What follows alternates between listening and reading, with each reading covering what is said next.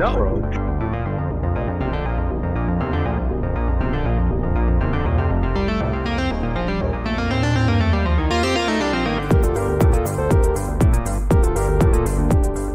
I hop on its back, I climb it as fast as I can, I grab its horns, I look at it in the eye, and I stab its sockets as many times as I can. And then I absolutely rip its head off with the dagger, and I hold it in the air. Hold up. Okay, can I summon, like, if they're gonna try to catch her, couldn't I summon the rats, like, the last 2 charges, because I'm not trying to get anyone killed, to kind of, like, pick them up higher, that way it's, like, a bit higher and still have more cushion. I punch. When he throws... No. I punch Nandor for I give him a good knock to knock him out for 10 solid minutes. Hold on. For 10 solid minutes, I just one punch to knock him out.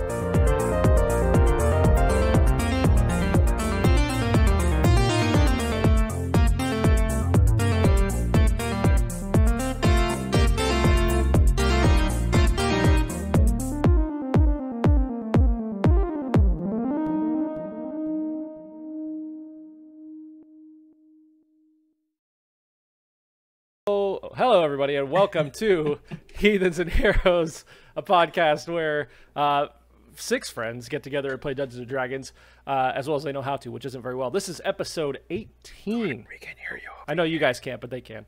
Sorry, guys. Hold on. Sorry about that. Okay. I know they could hear me. You guys couldn't, but I was listening. guys, welcome to episode 18. We are dubbing this episode Epilogue of Kain, Gone with the Wind. What could that mean? You gotta stay tuned to find out. I'm not really sure. 6 friends, again, get together and play Dungeons & Dragons as well as they know how to, which isn't very well. Aside from our wonderful Dungeon Master, Matt, your 4 heroes, Ramus, Nandor, Einar, Kain, and Kragor, are on a treacherous journey through the Underdark, and the journey has not been an easy one. Will our heroes escape with their lives, or will the heathens of the Underdark devour their souls? Remember that you can watch the show every week live on twitch.tv/heathensandheroes, or you can watch this episode and all the prior episodes on our YouTube channel right now, either by searching for Heathens and Heroes or clicking the link in our About Me section, or by clicking the link in the chat as it comes through. Please remember to hit that follow button, the subscribe button, the notification bell, and all the whistles. It helps us out tremendously, and we will then be forever in your debt. And that's right, I said forever. With that being said, I will now pass it on to our Dungeon Master, Matt, to begin the next chapter of Heathens and Heroes.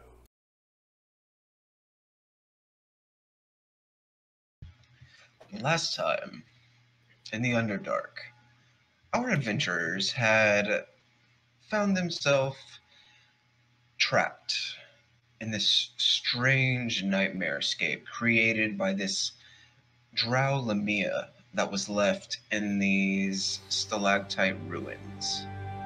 In this realm, they found a small, I lost the word again, above ground tomb. I can't remember, cairn? Maybe, I think that's the word. But they found that, as well as a laboratory with a spectator floating in it that was very quickly dispatched by Kragor the Fludge. After searching through the room and making it their way into the next, Kain saw his prize, the gem floating in the distance, and with some quick steps he was gone, like the wind, and grabbed onto the gem, opening up a gateway on the other side of it. But the rest of the party was on the other side of a massive hydra in the water-filled room that they were in. So, with some clever work, a drow poison or 2, and a corpse, the group managed to slow, stun, and almost completely immobilize this large creature. And they all retreated back into their room that they had first come out of, where they had killed the spectator. The hydra hidden in the water on the other side, the soul gem in Kain's pocket, when they began to try and find out another way out of this strange scape. And where we left off is where, as they were walking to go inspect the tomb once more, Kain heard a voice. And that is where we pick up. Where Kain has heard this small yet powerful voice in the back of his mind saying, I can help you get out of here. And what would you like to do? Anyone else? Did someone say something? I'm gonna walk to the corner. My game's paused. But I'm gonna walk to the corner. There we go. And I'm gonna kind of away from everybody, and I'm gonna, I guess, address the voice that's in my head that I have no idea, and I'm just gonna say, hello? Hello. Connor. Oh, I'm sorry, Kain. I'm sorry. I thought you were talking to me. I just turn and look at him like, okay. Or I say it quieter, so no one confuses who I'm talking to. You hear back a moment later, after, kind of checking over your shoulder once or twice. The voice returns. This place, I can get you out of it, you and your friends. Who are you? How did you get in my head? Well, that was either a bit of luck or a bit of skill. And well, you can call me Mistress Zorlarin. And what do you want in return, mistress? Well, the quickest way out of here would be for you to shatter the gem you're holding. Release me from it, and I will let you all out. Oh, man. Is there any way that I can use insight to figure out whether or not she's telling the truth, or do I need to use something else? You can use insight, but not being able to read her body, it might be a little more difficult because you're just going off the sound of the voice. But Okay. Roll me an insight.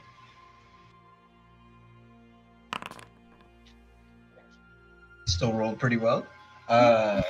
So, kind of listening, you have a moment to pause, and the voice is calm. It is strong and confident. You don't really detect any sort of betrayal or malice to it, but at the same time, there's just so many unknowns behind the voice that you're not really sure completely if they're telling the truth. Okay. But you're pretty sure she's telling the truth, just not 100%. Well, my thought is I need the gem. I don't need it shattered. So I'm not really going to shatter it right now. But I'm weighing my options. So I'm just going to end my turn right now. So you sit there and you kind of just stare at it for a moment. As this happens, what are the rest of y'all doing? I am trying to open this said tomb, or what do you call it? I can't remember what an above ground tomb is. It might be a cairn or some shit like that, but dictionary again. Yeah. I'm gonna try to push open and see if there's anything in it that we can use to get us out of here. Okay. Roll me an athletics check.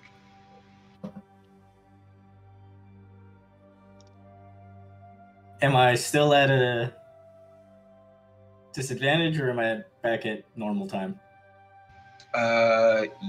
You're close to the end of it, but still technically at disadvantage right now. Because you got a tick. It's been 2 weeks, man. Yeah.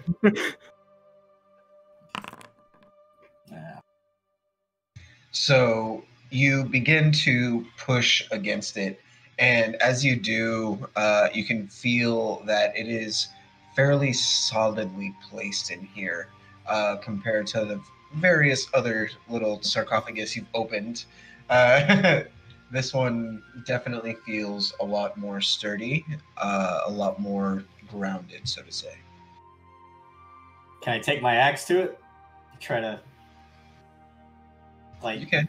get it like underneath the door, or not the door, but the top of it, kind of just Okay, so kind of trying to use it like a crowbar. Yeah. All right. So this will give you a straight normal roll instead of at disadvantage. Okay. So you begin to push, and as you're pushing, you hear this, and you're not sure if it was the stone or your axe. So you just kind of take it back real quick, and you're like, maybe you don't want to do that. Okay. Hey guys, do you want to help me over here? Sayonara. How's it going? Yeah, I'll give you a hand. Well, here we are in a room, some books and some scrolls and some Hey, I know we random could use some help over here. You want to lab help us? equipment and things like that, and got a giant hydra in the other room. It's going good. Hey, Going good. How are you? Einar. Hey, Yeah. Einar. Yeah. Einar. Yeah. We could use you over here, buddy. Nandor, if you want to help too, I know you don't, but if you want to, you can totally come over here and help us out. Do you Or really you can want go to? brooding over there in the side like you always do. It's totally fine. Do you actually want to Either help him? one. Do you actually want to help him? Yes or no? I mean, the sooner we get out of here, the better, right? Yeah, you're right. Let's go. All right. I'm going to turn towards Cragor and say, I don't know what Einar said to Nandor, but I like it. I agree. So what do we do? We're trying to get this gigantic top off of this and see if there's something inside that can help us and guide Okay. us out of here. What's Okay, I'm gonna do this. what's Kain doing in the corner? Open sesame. As you say that, you hear this, nothing. If only it was simple. I'm just pacing back and forth. I'm not hearing them. All right. So, who would like me to make the roll with advantage with all of y'all? Can we get quadruple advantage? I know, yeah, that's a thing, right? You can all make a check individually, and I'll have it as a Oh, group you- check. You son of a bitch.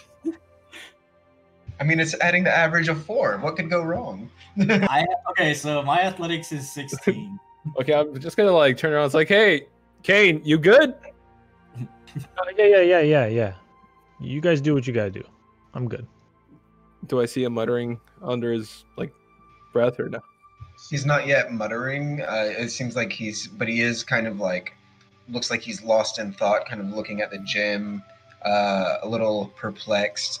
She hasn't yet responded back to you yet, Kain, in this moment. But as you do respond to Nandor and keep kind of heading along your route, you do hear a voice. You are quick. You can get through the door. Leave the rest for the Hydra. They are no problem. Just baggage.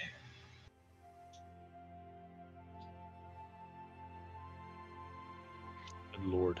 Right. So I know that these arms turn black when I use my magic. They're a little black right now, but they're not very big. I don't know if you noticed that part of things. Not so much of a pushing, pulling, lifting heavy objects kind of guy. More of a pew pew kind of guy. So Pew pew. You can still help. Just get behind me. Get behind me. I could pew pew, but not so much. Do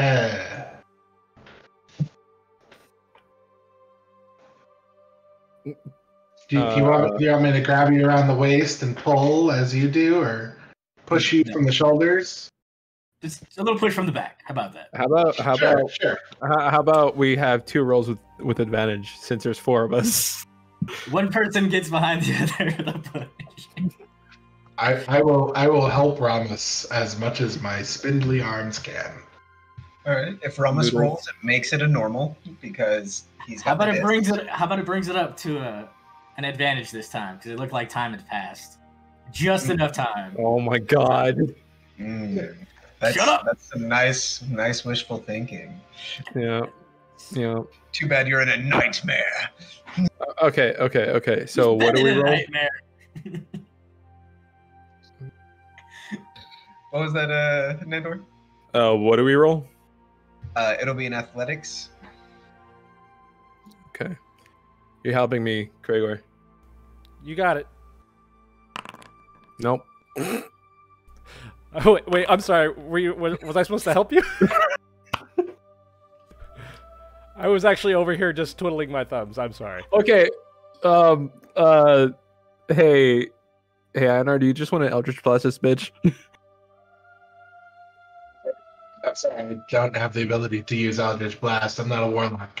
Oh, well. Just wishful thinking. Don't worry, guys. I got this. So I'm guessing I hurt myself here, huh?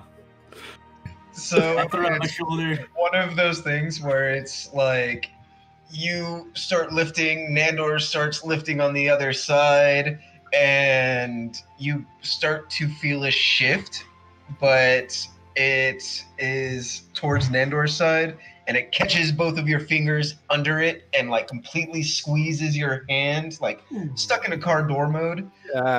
And you get that.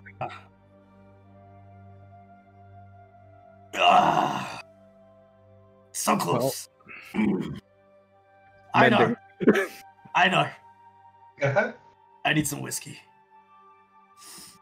That I can do. You already had a disadvantage. What do you mean you need whiskey? I need whiskey. I'm in pain. My hands. Your little thingies hurt? Your little thingies hurt? Hey, go play your flute somewhere. All right, summons rats. Hey, the rats can do something.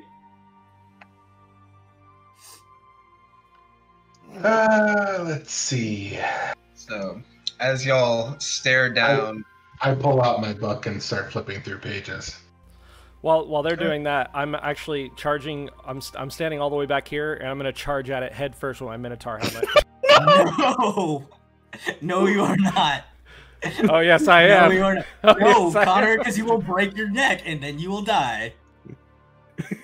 God. I'm gonna do it. I'm gonna. No, you're not. I will get over there. I will hop over this thing and I will stop you. Christ, Matt, do I have my charges again or no? For it has not been a long rest yet. Do they recharge on a short rest or a long? I don't remember. Was it a short rest? I could have sworn it was a long one. I think it's a long rest. Double check for me. If it's a long rest, you haven't completed one yet. If it's a short rest, then enough time would have passed for that.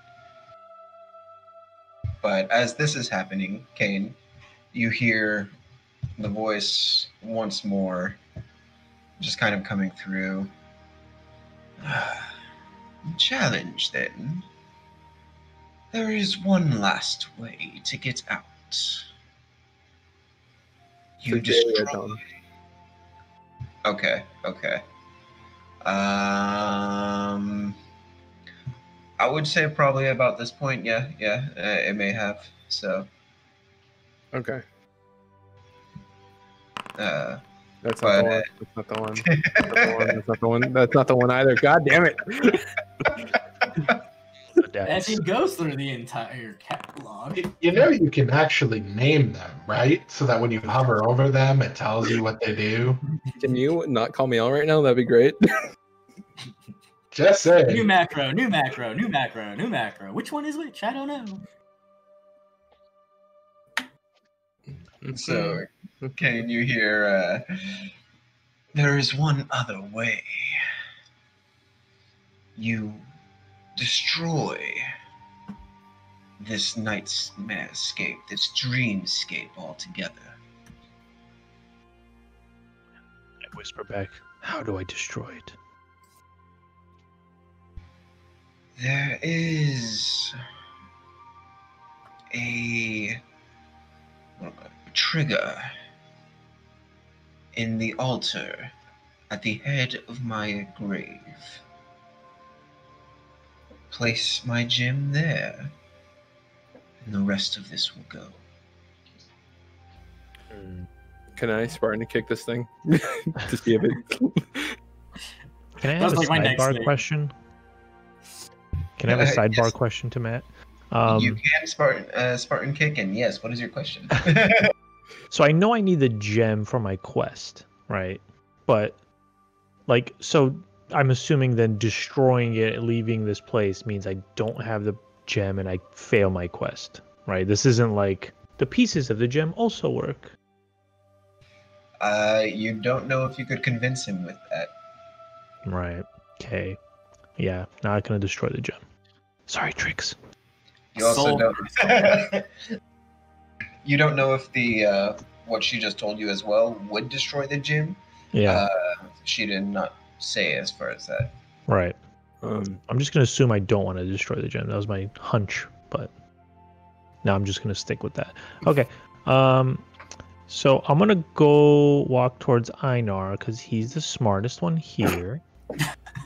While this is going on, I have a thought to myself, and I talk to everybody. I'm like, guys, what if we have to give it a tribute? And so I take out the egg from my backpack. Oh no! And I say, can I offer you an egg in these trying times? You big goof. And nothing happens, of course. Roll me a persuasion. Wait, can we do the temple, the Indiana Jones? Like put the egg where the socket or where the gem's supposed to go, you know? Well, I don't know about the socket. I'm just giving it an egg. So advantage, this regular. Wait, what am I rolling? No, I'm saying like to kick it. D20 for egg. Just regular. Too late. Already got a 17. At a disadvantage.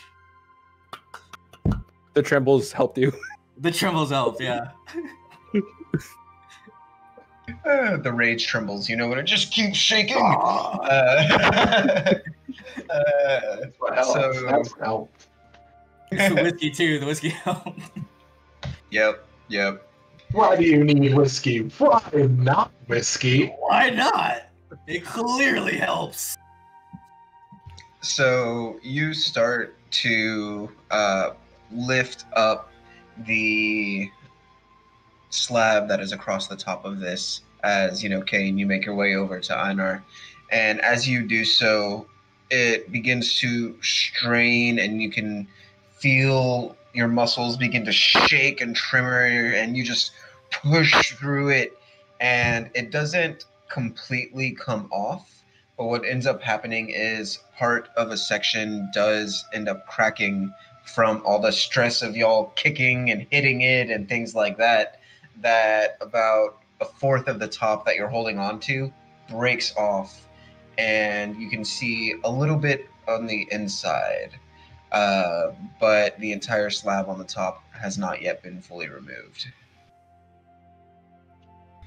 But, you know, kind of looking in at where you're at, the part that's broken off has been like a little bit towards the base of the legs and up to about the waist.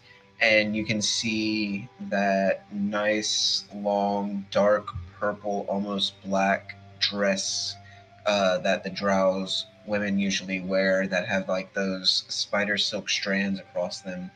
And it looks in surprisingly pristine condition. But you can't see the rest. Like, you gather there's a body under it. It has the shape of there's a body, but you can't see any more detail beyond that. Can I use the candles next to it? Lights it on fire. I'm not gonna light it on fire. I'll light the Good. candle and look to see like if I can lower it enough so I can see. Roll investigation, natural 1. Shit. Why are you I am have to say gonna that ask to you me? to ask you to roll an investigation, so we'll see fucking what would. happens. God damn it. Here we go. I'm gonna take out the club real quick and just smack the grave. It wasn't a 1, but it was a 7. I'll take it. I'll take anything but a 1, so. And you're just smacking it with the grave or with the club right now, like the slab. Yeah, just like stupid fuck. Break more, Toon, break more. So as you know, Rama sticks his head in there, and Nandor makes music across the top. Kain, what are you doing? What are you asking? So I'm catching up Einar with everything that's been going on. I'm telling him, look, man, there's a drow voice in my head.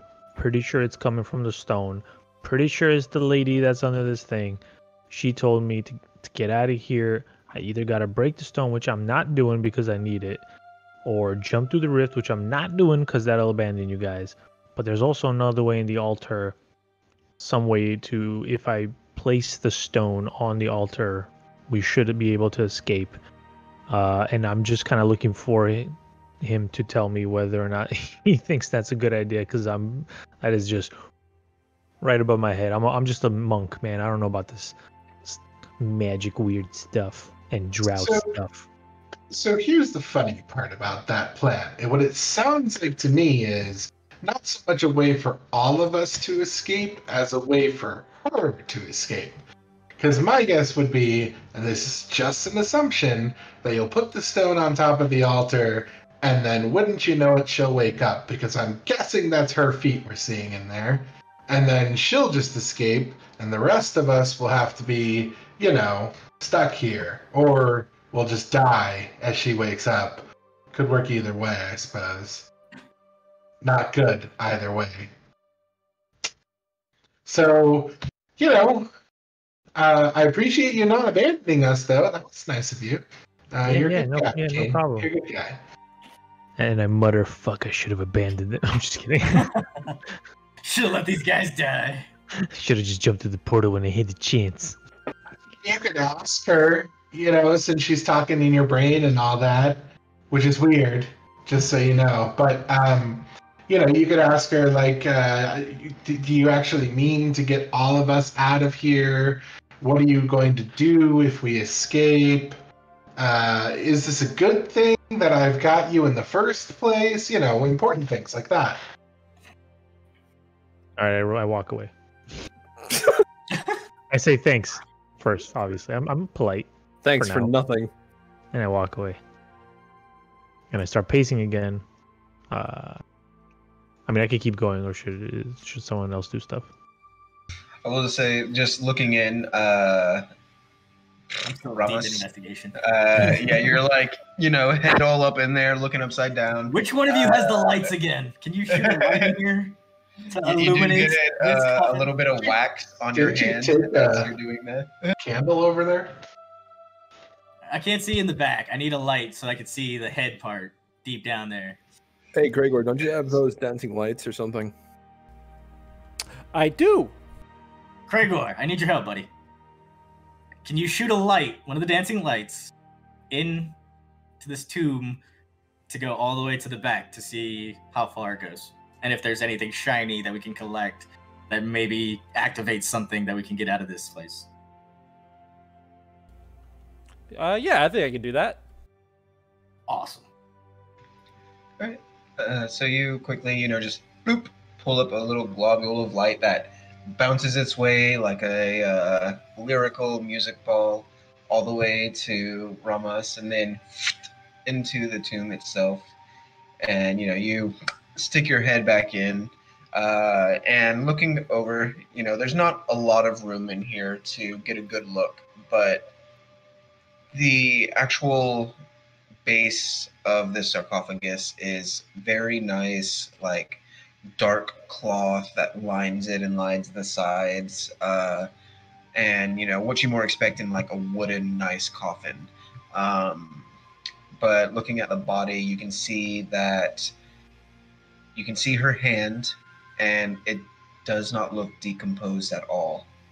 Even though from what you heard from earlier that it's been a long time since this house has been active. But you do see a few gold rings on the one hand you do see, and the rest of the interior that you can see, you just see a little bit of, the frame of the body. It's got just that nice, elegant, almost royal drow clothing, and you can see a faint little bit of like the silvery long hair, but just from the angle that you're at, you don't really catch much more than that. So I'll relay that to the guys.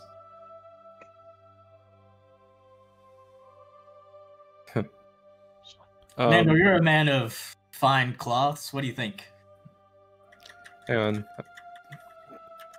I moved over here because I want to go look at something real quick. But 1 second. I swear I hate this camera. Yeah. They're haters, man. There you go. Can I roll an investigation to look at it? What are you looking for? Let me ask that. At the silk, and yeah, like when he asked me. He's a man of cloth. He has good taste, exquisite taste. All right. Sure, I'll look at that. And so, you want to stick your head in as well. If it intrigues him that he's going to want it, and then we're going to have to break it open even more so he can get it. Sneaky plan of mine that he doesn't know about. Looking in with the dancing light in there, you see similarly, the undecomposed, pristine body that is laying in there, the elegant dress that she's wearing in perfect condition with the, dark purples and blacks with the spider silk across it, a few gold rings on the one hand you do see. Okay.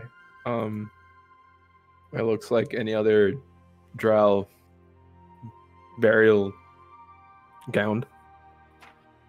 It looks normal. It looks fine. It looks... the body looks... Pretty, weird. Pretty well off for just, being down here. Fresh. Kind of... Being down forever? Yeah. Yeah. Kind of awkward, huh? We're in a dreamscape. The dream. All right. So it's not really. So if I cut this leg off, you think it'll bleed? Oh boy. Probably not. It off? But possibly that. Yes. All right. I'm gonna. So what you're saying is, I'm gonna walk to the other room. All right. Whatever y'all do, just yeah. Hey Nandor, just stay close. Just stay close. I got you. Yep. As he leaves the room. I'm gonna check over here, Matt. Before things get crazy, can I be talking to this stone? Can we say that I've been talking to Stone because these guys are about to do something crazy right now. Him and Stony. Yeah. What are you asking, saying, or doing? Okay, so I'm in the corner over here, right? I'm way over here. Nobody knows I'm here. Maybe they do. Who knows? But I'm just here. I'm listen, Stone. Listen, drow lady. Listen here. Listen. I'm staring at her. I'm listen, okay? I will pawn you. I will pawn you right now. I know a guy who'll pay a handsome fortune for you. All right. I'm listen, drow lady. First and foremost, what is your name? What do I call you? Because I'm not going to keep calling you Stone lady. Do you have a name? She already gave it to you, didn't she? She did. I don't remember. It was a while ago, yeah. Sorry. Mistress Zorlorn? That's right, Mistress something. Listen, Mistress. Oh, God. Okay. You say that you could get us out of here. How do I know you're telling the truth? I don't know you. I can't trust you. Do you have a code? Do you have an honor code in your drow clan? Huh? How can I believe you? What if I put it over here and you pop out of that thing and start beating up me and my friends? I don't want that. I want us to get out of here. You are one to speak of honor when you have come to raid my tomb. Listen, lady, nobody's raiding a tomb, okay? I came here to get the stone. I need the stone to save a lady. My lady. Okay? This isn't your stone.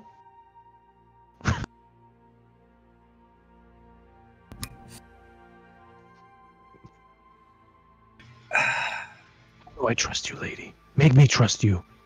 Help me help you. You can't.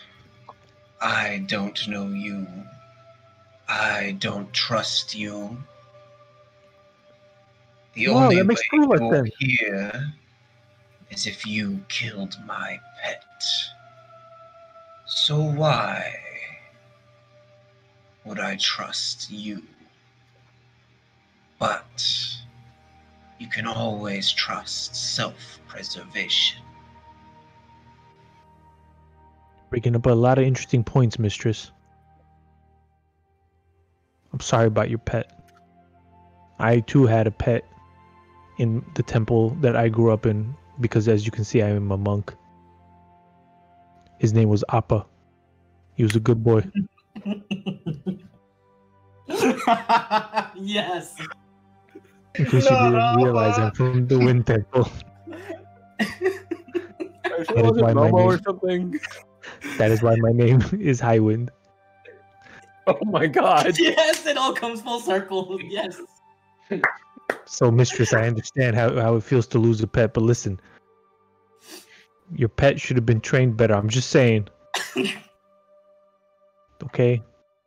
But listen, I don't want to put the stone on an altar and you come out and start beating up me and my friends, okay? That's not cool. That's not cool.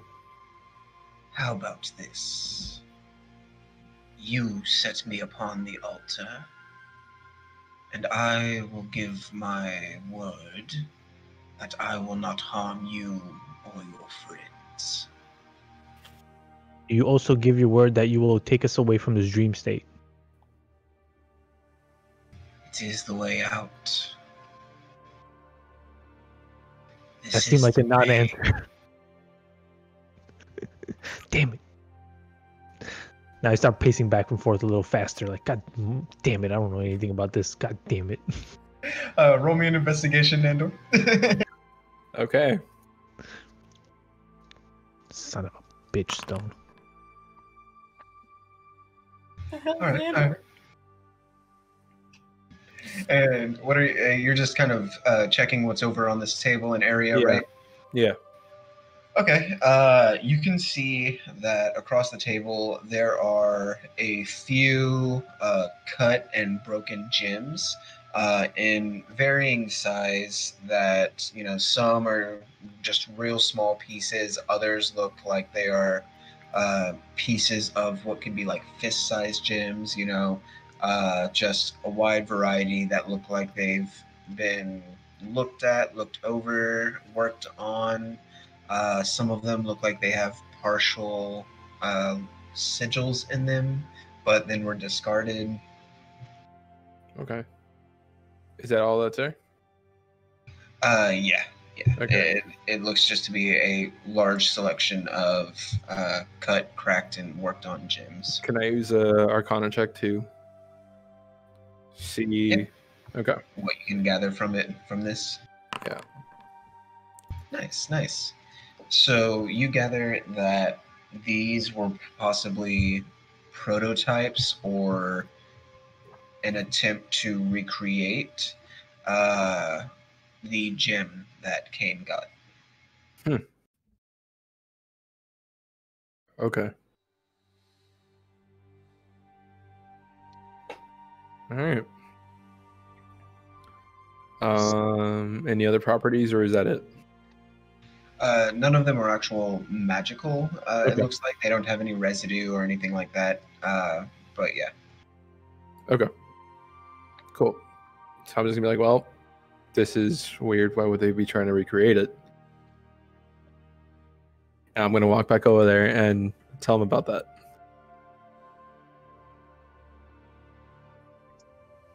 It's been roughly 10 minutes since I helped with the sarcophagus thing.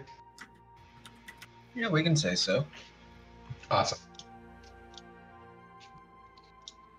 I'm trying to find something, guys. I'm trying to find a lever. Maybe there's something here we can use.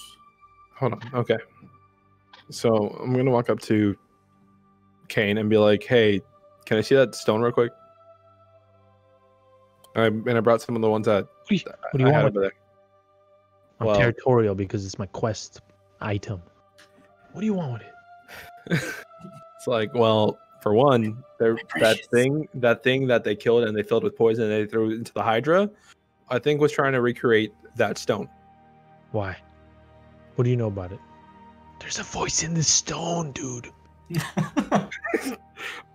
One, just a hunch. Two, weird. Three, what is she telling you? I'm gonna call him as he says weird. I'm gonna be like, now you know what Christmas felt like when you said there was a voice in your sword. I mean, before we could hear it. Yeah, it You're has the only no- one that couldn't hear it. Just a heads up. Yeah, she spoke to us from time to time. Oh, I know. She spoke to me too. It's just before she spoke to us, it's like, there's a voice in my sword. Okay. Yeah, I'm gonna hold on to the stone, but I'll come with you. We're- Where are you going? What are you doing? We're at I'll the go with point you. of anything can happen. I don't question it anymore. Voices are always there. Okay, so it's like we're gonna walk over here and I'm gonna be like, okay, so what is it telling Are you? you hearing voices? I'm gonna like pull out my axe. If you have something to say, please talk to me. Please. You have As I'm something like to say. talking to Einar, just like, I don't know, man. I'm trying to work this. How about you? Do you have anything with your hands? Can you talk to them? Are they talking to you too? Talk Okay, No, my hands were. I know where my hands come from. Well, I kind of know where my hands come from. I'm gonna subtly cast minor illusion and make his axe like have a little face that comes out and starts talking to him. too much whiskey. I've been down here too long. I've seen a face. It's a handsome motherfucker. I'll tell you that. Hey, Hey, Ramos, you're so pretty. thanks. It's the hair. Aw. How you doing, man? High five. We've been killing things. Yeah. High five. We sure have. Yeah, we Thanks have. for taking care of me. No problem, buddy. Hey, do you mind doing something for me? See if we can get the hell out of here some way. Yeah, anything for you. Ramos. Thanks, bud. Look. There's Einar right here. You say hi. Hi. Hey, Einar, look. Can you see the face? It's talking. Yep, I can see him. It's saying hi to you. Don't be a dick. Say hi back. I waved. I'm Oh, not thank you, being a dick. Cesar. Hey, man, I'm really drunk right now, probably, and this is the Uh-huh. greatest thing that's happened Oh, since yeah. I've been down here. Want to give you a high five. High five. Awesome. You're Don't loyal. high five my sharp parts. That'll hurt. Don't worry, buddy. Don't worry. You're good. You're good. Okay. All right. Because of your tick, you take 1 point of damage from cutting yourself. Shit! Ah, god damn it! Not again! Not again! The axe demands blood. So while that's going on, I'm also going to use detect magic to look over towards the crystal and all that stuff. So as you're doing that, you see a little bit of magic on the axe from your minor illusion, but You see also the face, the outline of the face.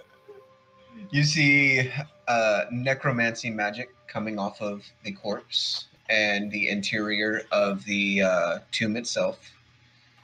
And as they are kind of leaving the room and Kain is looking into the soul gem and kind of following Nandor, you see a mix of conjuration and necromancy on the gem itself.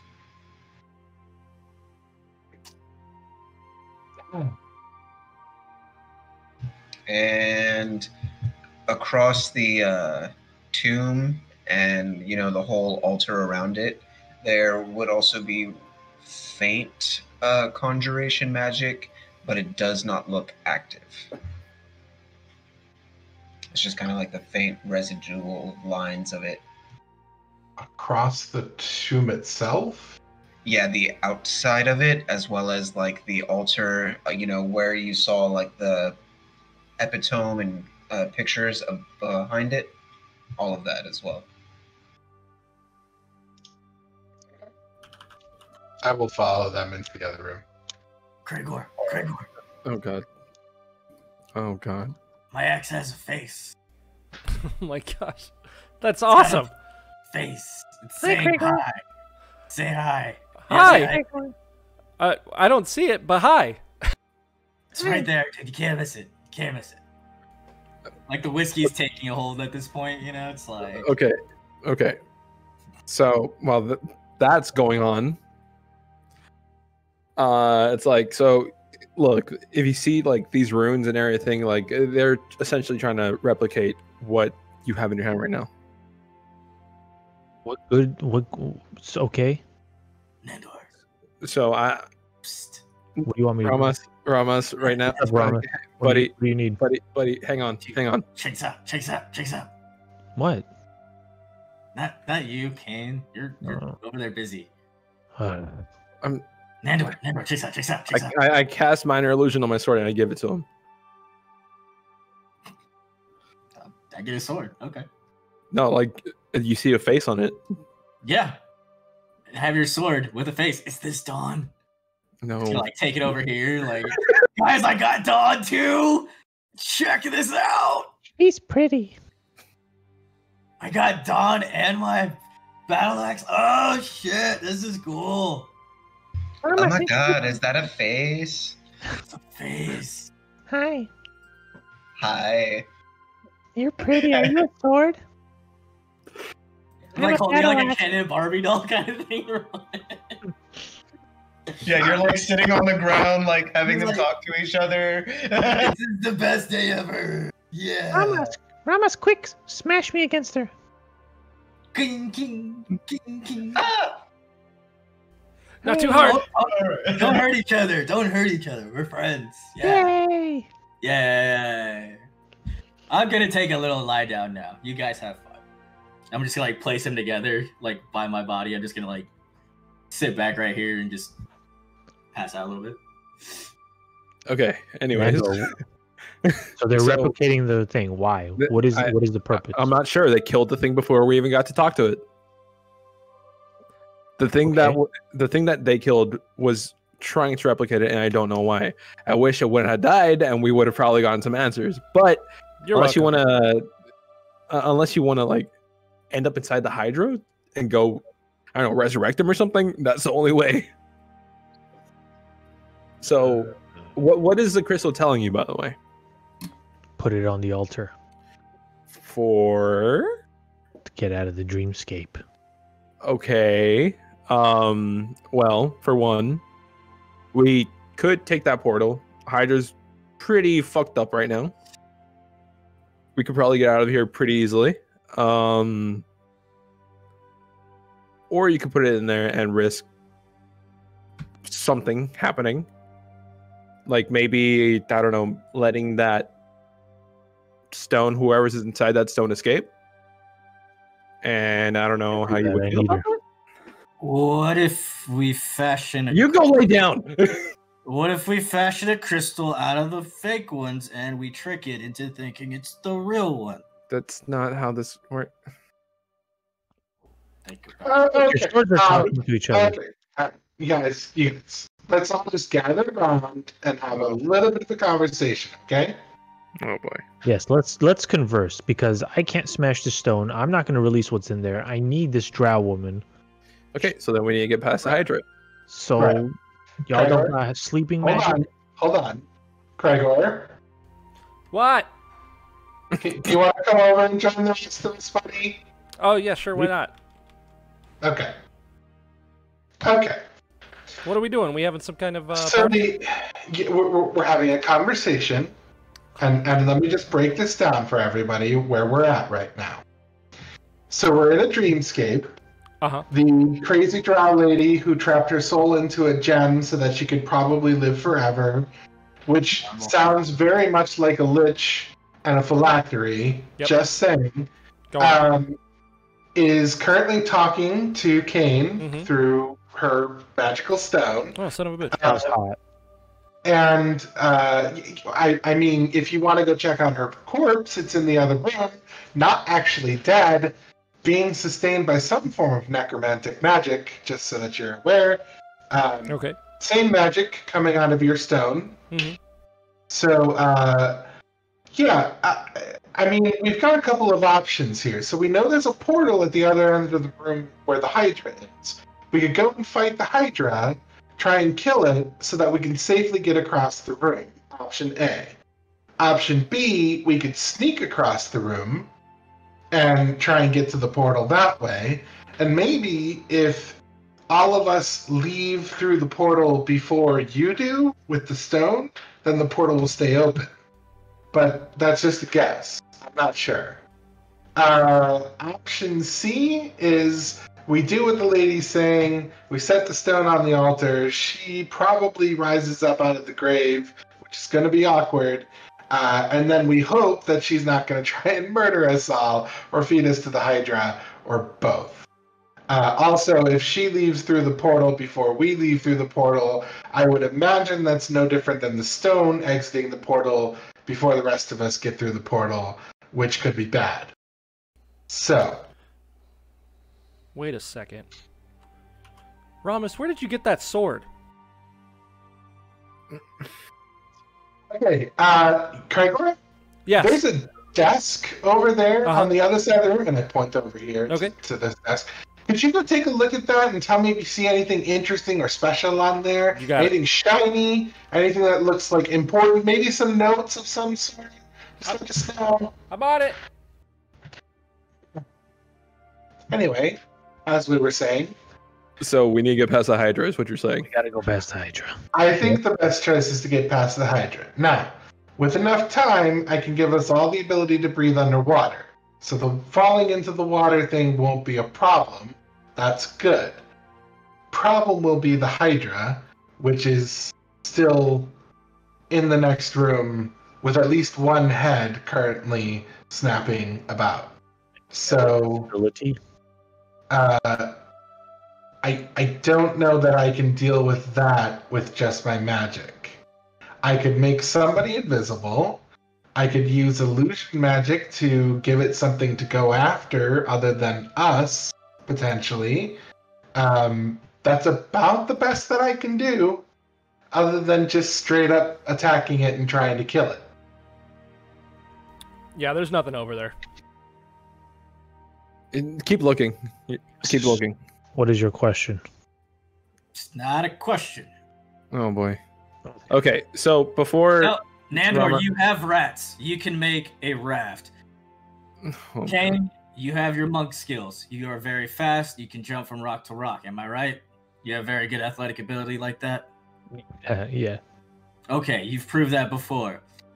There and back, baby. There and back. There and back. That's right. We have one that can help us breathe underwater, and you can make someone invisible, Einar. You can do that with Kraigor. You just need a distraction for one head.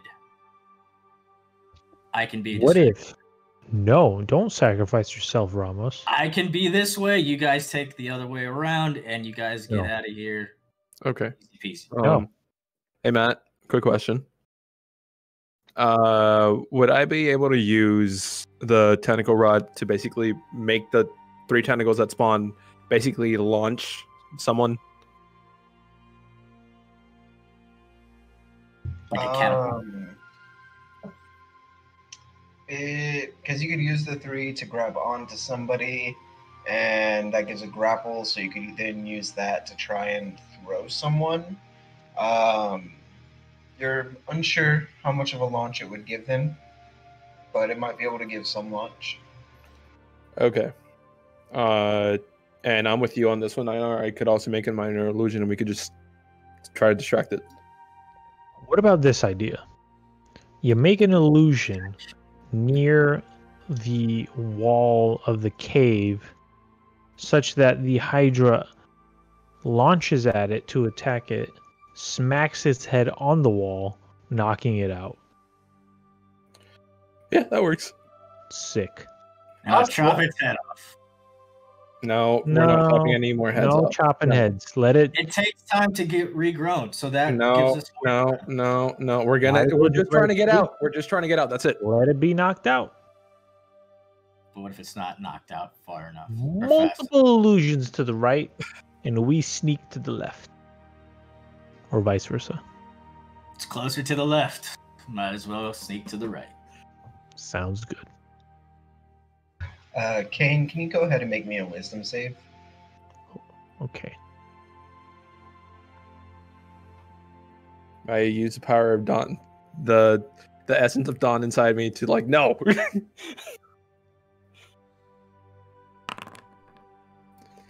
All right. It worked.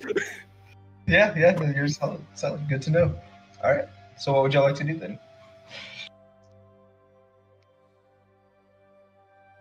As I will say, Kain, you do feel this faint pressure on your skull, but it passes a moment later, and you look down and you swear that the gym looks like it's dimming a little bit. But yeah, you're good. No.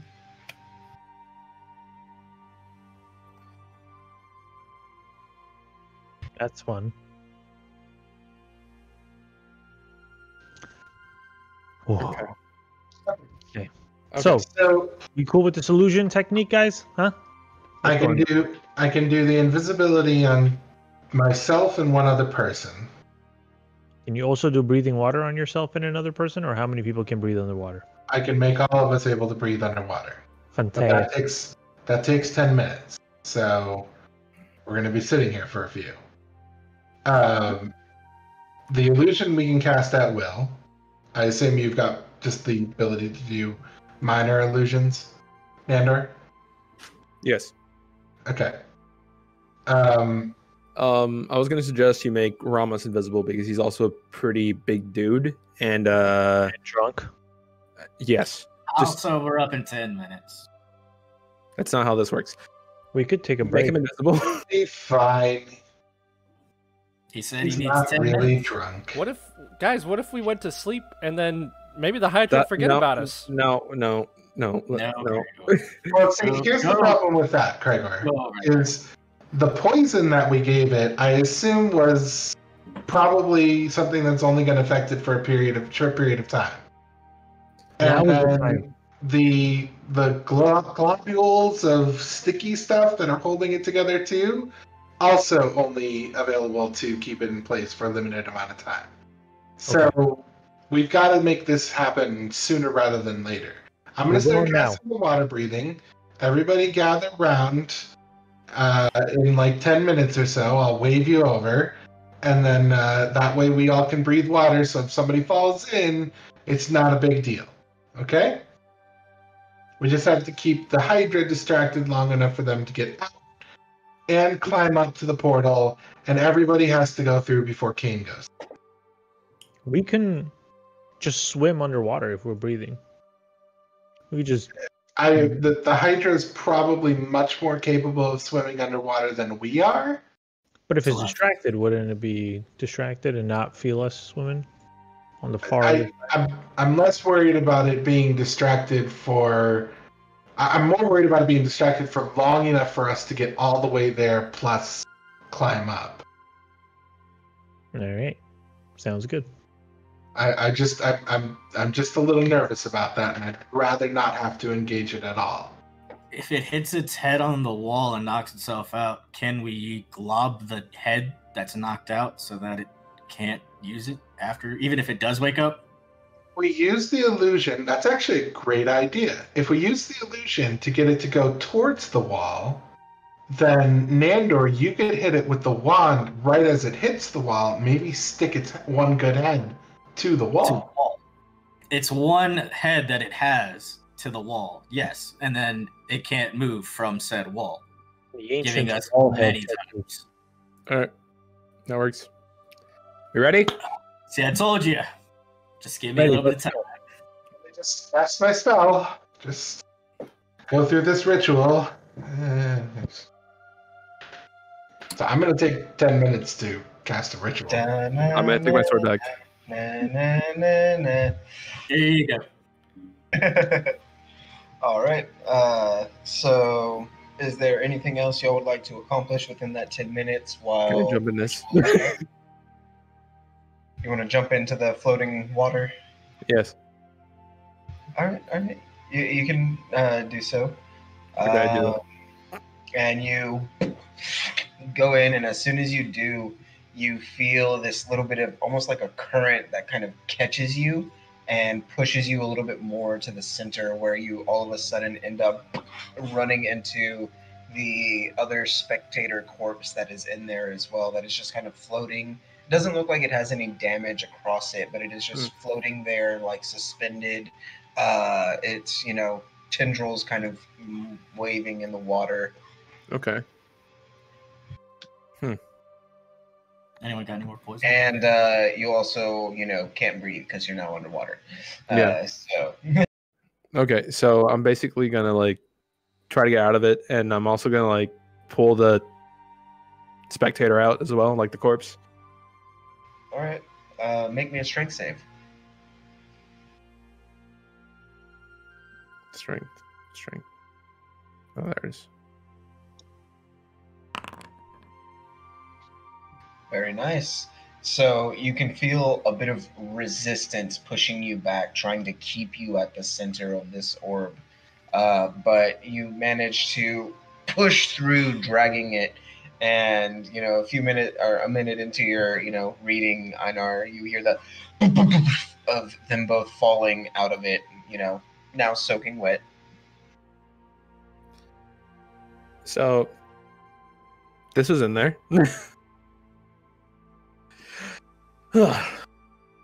Also, that was just quite refreshing, honestly.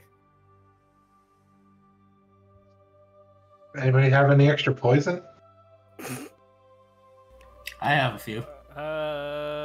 Yes, I do. Is that the plan, Nandor, just in case? Or why did you pull it? Yeah, honestly, that could work just in case, because you never know. Things could go wrong. You got it. Here's the poison. I'll give him... How much do I have? Poison. Hydra's poison. Poison for Hydra. Ah. Right. Yes. All right, I'm going to give him This the poison? 1 drop poison that I have. So that he can use it. All right. So you keep it ready for now to, pour on the corpse in case you need to as well. Anything else y'all would like to accomplish for these 10 minutes? I'm just going to go over here. Just be in silence. Meditating in the corner. I'm asking for safe passage for travelers and I. All right. Then with that, your 10 minutes comes to a close, Einar, as you close your book, motion it for everybody.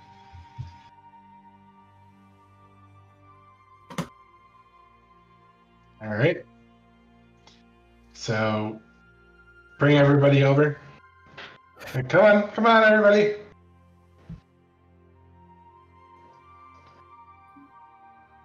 And then I say the last words, and this green and black tendrils of magic come out of my fingers, and they just kind of sweep into everybody through like their nostrils and their lips, and they go into their, like, get breathed in basically like a vapor. Are we And vaping? everybody can feel nothing because it doesn't feel like anything has changed, but the magic is clearly cast. All right. All right. That will last us for 24 hours. Thank you. Okay. So I'm assuming, since the behold spectator, that corpse was in there, I'm assuming the other ones also have corpses.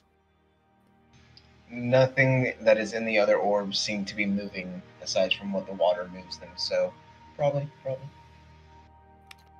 Okay. All right. So, we ready? Do you have your wand ready?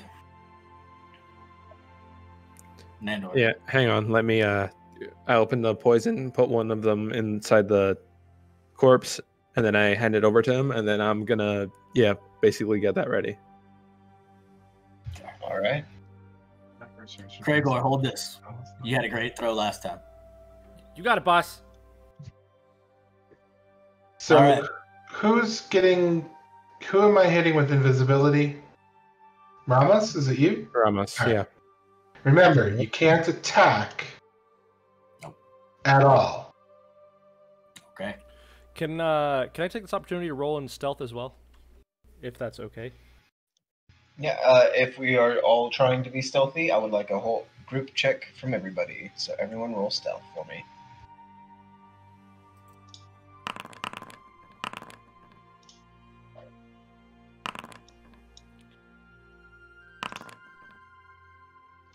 All right. Luckily, nice you two are discriminating. invisible, so.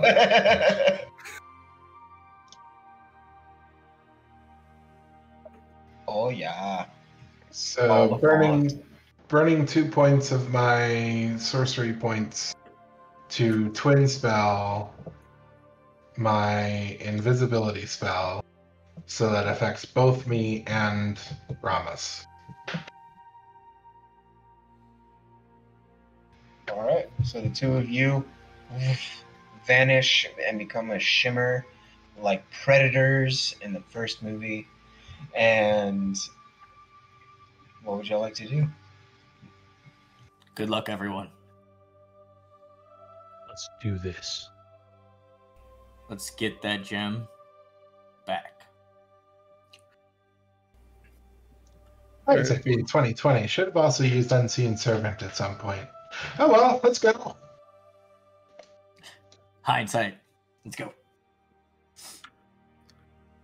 So as y'all step out, I will say, the three of y'all that are, hold on now, Ramos. I'm trying to get a better picture. Sorry, I'm trying to get the better. No, you can't. I'm Can't trying to get do a better picture, man. No. Yes. You can see that the Hydra has come up out of the water and is resting on a rock kind of close to the main plateau, with the portal still glowing and vibrating on top of it. And you can see the one head that is active, the other four kind of lolling across the rock, one of them floating in the water, is snapping at the globules that are just stretched across the majority of its body. And it is trying unsuccessfully to bite them off, and seems distracted and unnoticing of your party. Andor, hit it now! Attach it to its own globules. Okay. You can do it. Fuck it. All right. Well, so much for stealth. That's not the one. There it is. Normal. Advantage. Advantage, because you are hidden. Natural 20, baby. Very nice, very nice. So you just throw it out, and the little pale green globule shoots out like a loogie from the tip of your wand and flies across the room and strikes into the creature just as it strikes into the hardened globs across its body. And you see it as it starts to flow over its head, connecting it to the body, kind of coming down a little bit. And you see it start to shake and move. As it does, the entire body topples over into the water and disappears for the moment beneath the waves as it just falls over. Definitely seemed a bit unhappy and restrained as it did so. Now! Time to go! Go, go, go, go, go, go, go, go. I just hop in the water and start swimming. Well, not swimming, walking.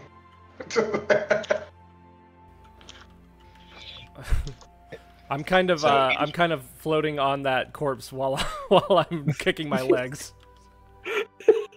Doggy paddle, got it. Each of y'all, one by one, run or swim or paddle your way across the water. And as you get to the other side and begin to climb up and to the top and look down and over, you can see the receding massive silhouette just kind of slowly drifting down into the water as it struggles and shifts, and you can see the bubbles come up. It looks like it's in a bit of a tight spot right now. Come on, everyone. Go jump through the portal now. There we I go. like grab everybody as they're like coming over. I'm gonna go ahead and just jump in first if I like. We don't see you. Hesitation. So, Here I go. quiet, invisible, you just bloop, dip in. Ramos, you stand there as you very spookily grab Kragor and Nandor and help them in as you're invisible. So all of a sudden it's just like, oh god, hands! And they're It's in. just me, guys. Let's go. Come on, let's go. I want to say that I'm clutching that corpse still while we go through. Yeah. And then I take Kain and I say, "Let's go, bud. Let's get out of here." Jump. All right, and one by one, each of y'all make your way through the portal and into the unknown. Into the unknown. What is all this? It is the void.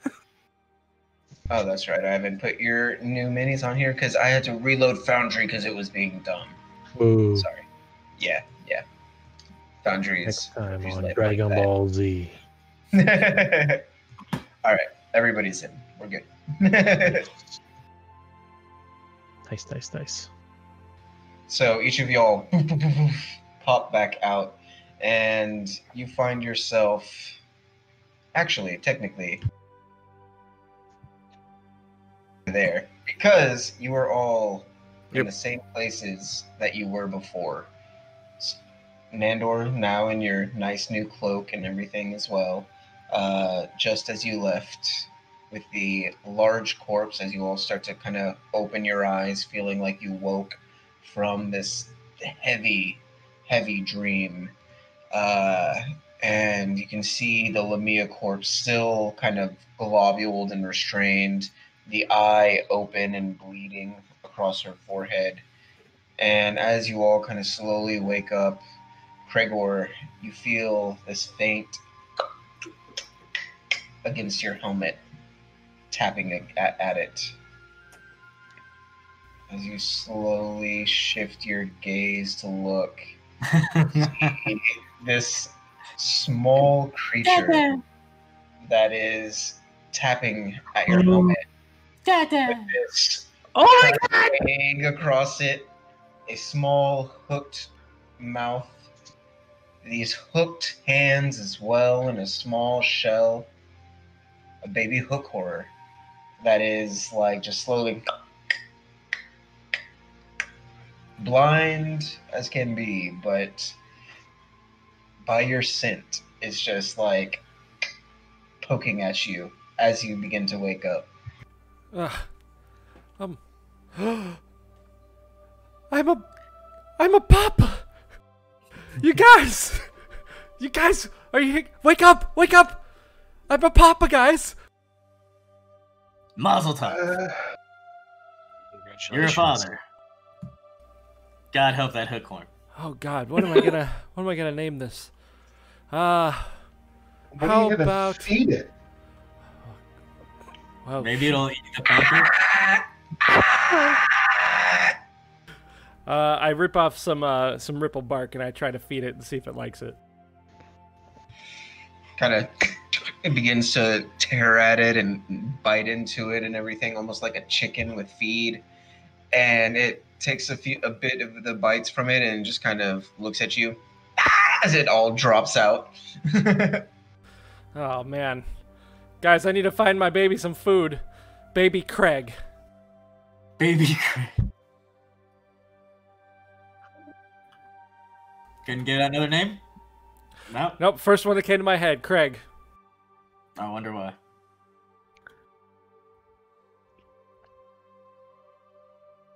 Do you guys have any meat on you by chance? I do not have any provisions. And I walk towards the gold and start putting gold in my pockets. Same. As you grab some gold, I will say, and put the first bit into your pocket, you do feel in your pocket that soul gem that was there before. Oh wait, the ruby's back on my hand. Yes. Yep. I'm still paused. So I'm gonna open the door to the bedroom and see if Nandor's in there. Is that corpse still here? Yes, it is. And I will say, Ramos, as you wake, you don't find your muscles spasming uncontrollably. God, I'm wondering. Feels good to be back. I'm wondering if there's any way I can find a piece of this corpse that isn't doused in poison for the hookworm. Oh, you're talking about the Hookworm. spectator corpse? Yes. That is not with you. Okay. How much gold or Highwind and I getting from this awesome stash here? Gregor, Yes. you could try this giant corpse over here if you wanted to. I mean, just her head is visible thanks to all the globules that she got hit with. But Good meat. Then. Wait, hold on, Matt. Is Dawn? Dawn. Is she? silent. Damn it! Okay. All right. I'm gonna investigate for some meat for the hook horror. Okay. There is the head of the corpse, and there's also that grit corpse in the other room of the tentacle worm-looking thing that y'all had killed before coming in here. Okay. Well, I'll take some from here first, and then maybe grab some over there. Hey, Nandor. Hey. Doing okay, buddy? Yeah, I found this armor. I see the cloak, too. Nice. Yeah. And then I toss him the armor. Show this to Ramos. I get smacked a bunch of times by random pieces of armor as I'm trying to catch it. You fall back. Thanks.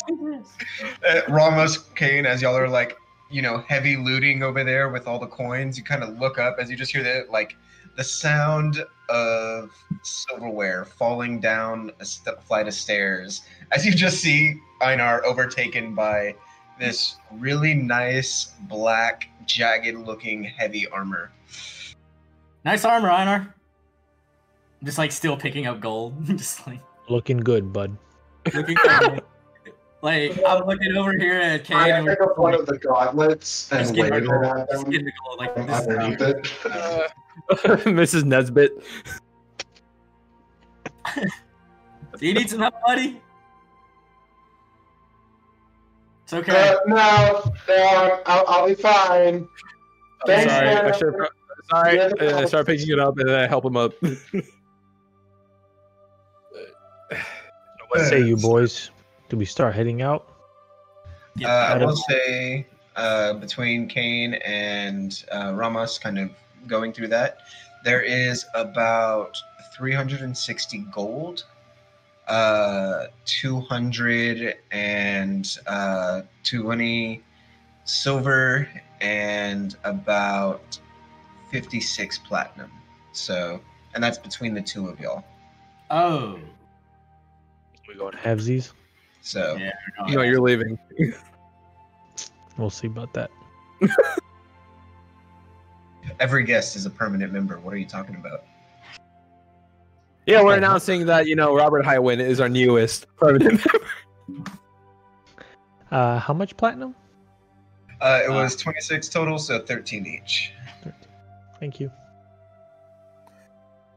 No, he Ramos, said 56. Promise. You said 56 platinum. Hold on. 56 divided by 2. 28 apiece, baby. 28 apiece. Yeah. And then the 700 gold. So 350. Mm-hmm. Wait, 300? 350. 700? Because there were 700 gold, so 350 apiece. Mhm. And then 200 silver, so 100 apiece. This will be good for my imaginary journey back. Yes, it will. What's up, guys? Eating something? Huh? What? Hey? Nothing going on over here. I mean, What's going on? I pick up the 2 gauntlets from the armor, and I go, Sweet and then I armor. toss them towards him. Does it smack you in the face? No, I grab both like this. He tossed it to you, didn't he? I'm back, baby. I'm back to normal. No This might twitchies be a here. stupid question, but how valuable is gold? Like 50 gold. How much is that a lot? So the way it works is 1 silver is 10 copper, and 1 gold is 10 silver. Okay. Like And 50 then 1 gold. platinum is 10 gold. Ooh, So okay. So like if I think about like 50 gold, that's like you could buy a decent amount of stuff with that, I assume. yeah. Like that's enough to get your own like horse and okay. feed and saddle and like all that good stuff, Okay, cool. Might not be enough for like full on nice plate armor, but Right. that's not something you worry about. So Okay, cool. So I'm gonna give 50 gold to Einar, to Nandor, and to Kragor from what I've collected. So I'm gonna minus 150 from me. Nandor's got a shit ton already. Don't worry. Well, I mean, this is the monk's way. How much was This is it the that I way. had? Like 1,000? No, like 500 something gold, and then like the Electrum was like 50 each, right? So that This is the way. it equaled like to 1,000 something. He's good on the way. I mean, this is really nice, Kain, but I don't know if Craig's gonna be able to eat this. I'll try. You must melt it first. Oh, okay. Don't melt your gold. I'm just buy more kidding. stuff. As I'm on my way to melt it. He's like, huh? Can I just like as I'm putting on the armor, just accidentally give him an elbow? Just like, sorry, putting on this armor you don't have. So, what's his AC now? And is his cloak anything special, or is it just cosmetic wise? Does it need to be all together? Let me see real quick. So the cloak, for the moment, it doesn't seem to do anything in particular. And neither does the armor whenever you start to put it on and whatnot, like magical wise. But shit, brain fart. Sorry, Nandor, roll me an Arcana.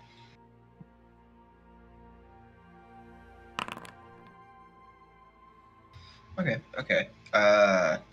Looking, since you did have a little bit of time to look over them and kind of looking at it now, you can see the faint bits of arcane inscriptions on them, like on the inside of the cloth and the armor itself. But since there was no magical effect immediate, gather you might need to attune to these before discovering their magical capabilities. All right, cool. There you go. I got you something, buddy. For one side of the entire quest? Okay. Appreciate you, fam. It's better than nothing, ain't it? You want this heavy ass armor? I'll give it right back. You can carry it all the way down. It's all yours, buddy. After I gave you literally the tentacles, the rod, all the cool shit. I mean, it's cool. It's cool. I'll appreciate it. I'll take it. Matt, what's my AC at, buddy? Or is it still at 16? Oh, hold on. I don't have this off the top of my head. Let me take a look at it. But while I'm looking at this, what What's is right now? 16, right? I think he is naturally at that. Jeez, do what I want, not what I say. 18. Nice.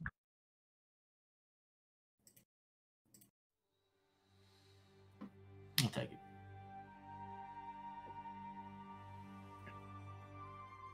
Eighteen's pretty fucking good.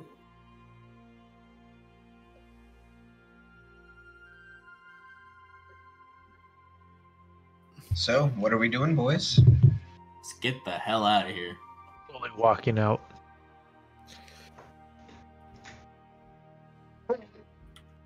We can leave. Hey, Einar, what's behind? Oh.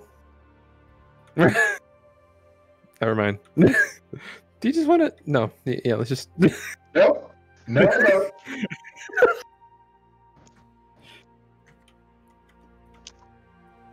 Honey? Getting the hell on out of here. Ah! Yellow! So, you'll slowly make your way out, and recalling all the terrible, stupid places that you had to run through as you make your way. In the first room that you all had come out of, you also find Eldith and Ront, who are kind of like picking through the spider remains and through just everything else in these rooms, just kind of looking through. And as they look in, Eldith kind of looks up and goes, "Ah, you're all back. We were kind of worried a little bit. We went in and we just found you all asleep on the floor, and we were like, oh, I guess that's what we're doing now. So we kind of looked around for a little bit. How you feeling?" I'm Wait, a papa, does that count as a Eldith. long rest? Oh, God. Yes, actually, it did count as a long rest for everybody. Sorry. All right, cool. Just making sure. Yeah. I'm gonna go up to Rot and give him a big hug. Ah! You big goof, I missed you. He looks very confused and slightly put off, but does like the 1-2 pat. My man, have I got some armor for you? I'm gonna can I give him my old armor? Yeah, easy enough. Remember? Nice. I go to Eldith and give her a kiss on the cheek. Did you miss me? She immediately blushes and goes, "Well, you were warm sleeping, buddy. I will say that." Oh, I'm over at Einar and just go like this. Hey, Einar. She hates Yeah. it. She missed me. I also give Eldith a kiss on the cheek. She's gonna get the fuck away. She I looks a little definitely do not. surprised, but is like, thank you, I'm Gregor." sorry. I'm sorry. I thought we were just doing that. I'm sorry. She kind of pats your Minotaur helmet. I see you got a friend now. Yeah, his name's Craig. Oh, Craig and Craigor. Oh, okay. Exactly. okay. So since they're doing that, I'm gonna. It's like, hey, so what's the plan now? Highwind. Not much else. Nandor. Thank you. I appreciate your help and your help of your compatriots. You really didn't have to, but you have my everlasting thanks, and I owe you one. And this is where we part ways. I'm gonna reach out to him, the that Spartan, The forearm shake of brotherhood. when we meet again. Warriors grasp. Till we meet Again. again. Where are you headed, Nandor? To raise an army to fight the Demogorgon. All right. Word on the street was you're headed to Blingdenstone. Stone. It's a little ways past Fungal Forest before I got there. Hmm. And I kind of just gesture nonchalantly. It's like it's over that, Somewhere. right over there. Just keep going that way. Gotcha. Just if you hit a rock, you You passed it. You hit the rocket, got you. That's probably. I like how the Gregor's ninja just kind of stuff. lurking in the background.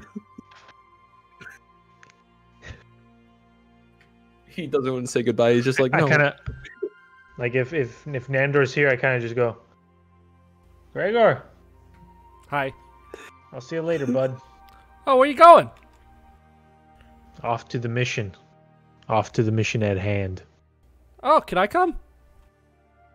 Not this mission. Okay. And then I just go and Spartan handshake everybody, and thank them for their service. Thank them for helping me, and let them know that I owe them one. Shake, shake, shake, shake. Kain, Yes, Ramos. it's been an honor. Go get Indeed, your it girl. has. Thank you. And that Eldith is like, oh, you've got a girl. Oh. Yeah, sure do. Walk away. Unfazed. Yeah. Just make sure you're careful with that whole drow mistress spirit in a crystal thing. Don't hand it off to someone who's going to raise her or absorb her power. You Thank know, bad things. Thanks, Einar. hmm You're a smart lad. And I walk If you if you want to know more about that crystal, there's I'm good. I'm just kidding. there's somebody that I could send you to if you're heading surface way. I am going to the surface, and I'll happily take a recommendation. A recommendation. Okay. Well, his name is Callum, and he's in Baldur's Gate. Interesting. The Gate of the Balder. I know it well. Just look him up if you're interested in knowing more about, that whole. I did know a Callum once, but he was a dragon prince. But thank you. Okay. Don't know that one, but yeah, look that guy up. Let him You know got that. Let him know that I sent you.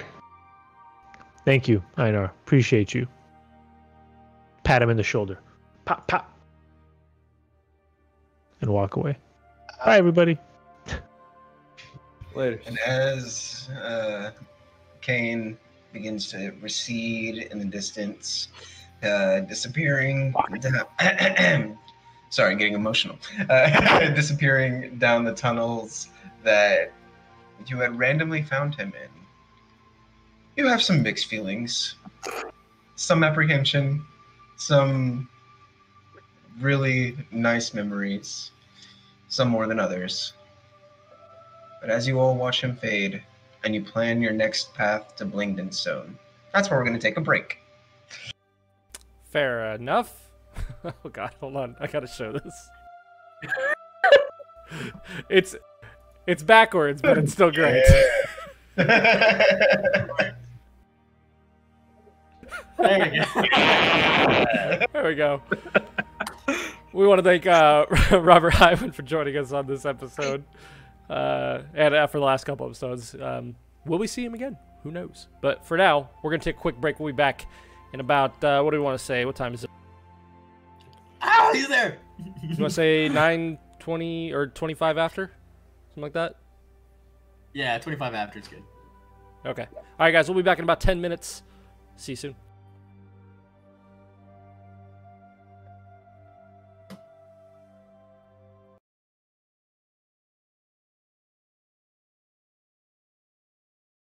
We're good.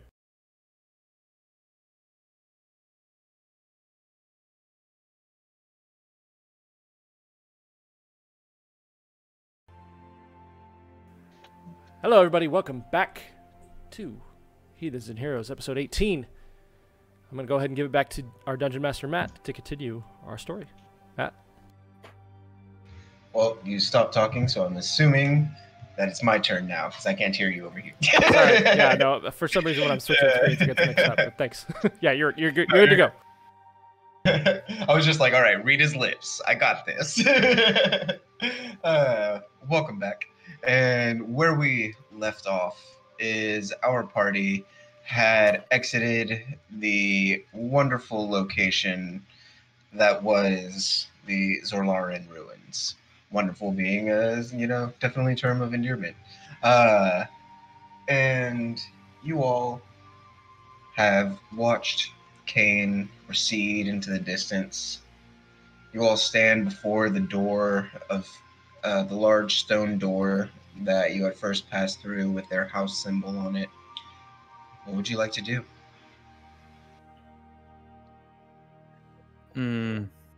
Onwards to our destination, I suppose. Yep. All right. So then you all begin traveling. As you do, what would you like your marching order to be? Middle. Hey, Matt, is this a different traveling cave? Because if so, it looks really nice. Maybe. It looks really nice, man. I Good like job. what you did with the cave. You're welcome. You're welcome. I figured, you've traveled enough. It might look a little different now. Nice. Marching order. I'm gonna go in a I'd say the scouting. usual. I'm gonna go in a scouting position as every now and then. Probably about 20 feet ahead. Okay. In stealth. I'm gonna roll.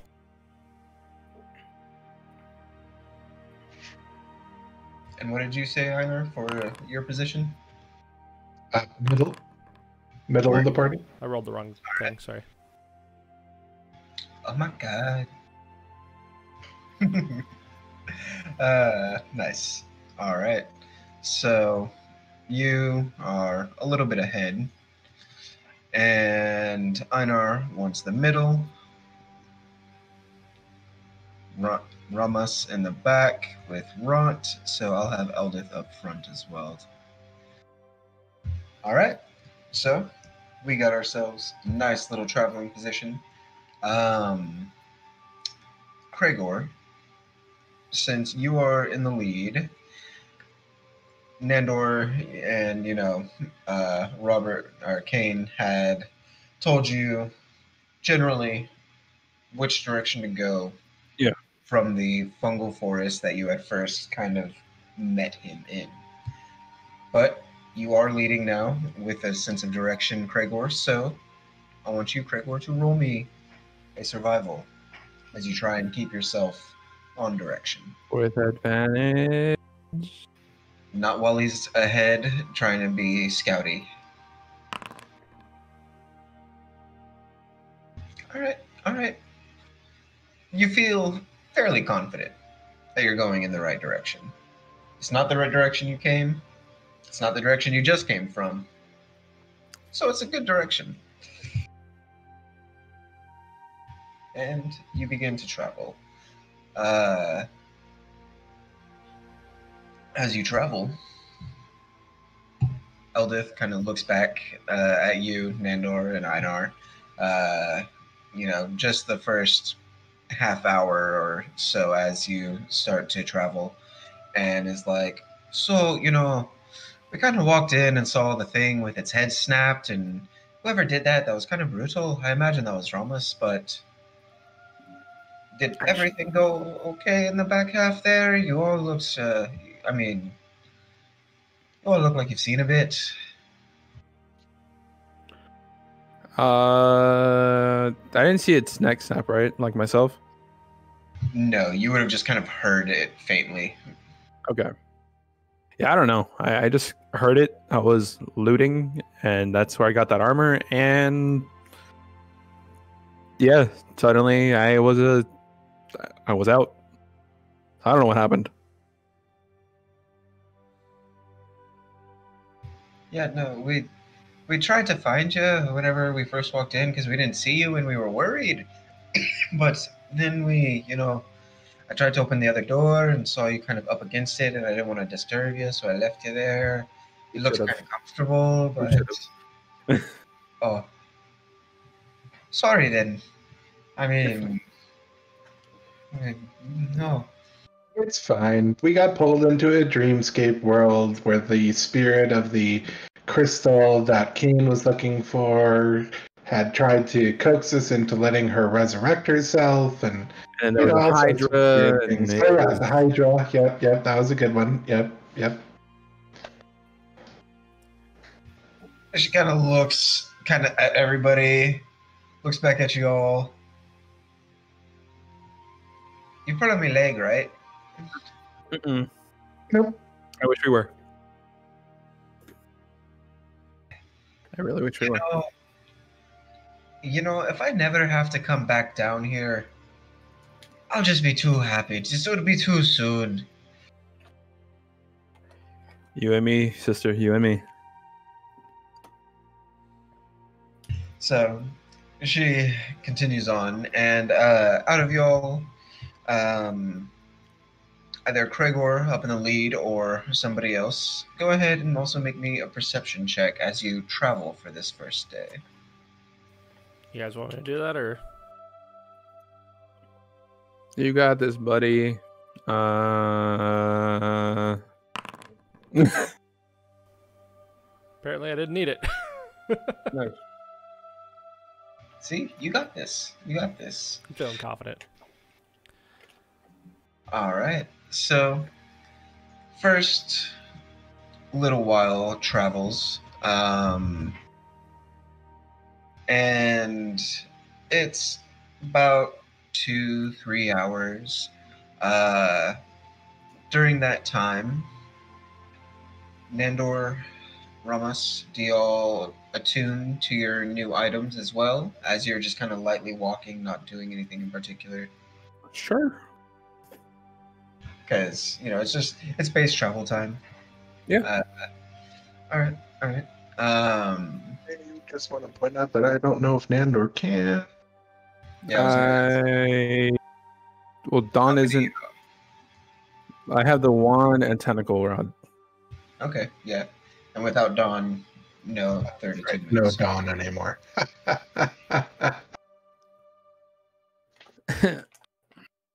So about an hour into the travels as you go, you've got your cloak on, Nandor, and you're kind of taking it in, looking it over, feeling it out, just kind of doing the occasional swish just to get the weight of it, Yeah.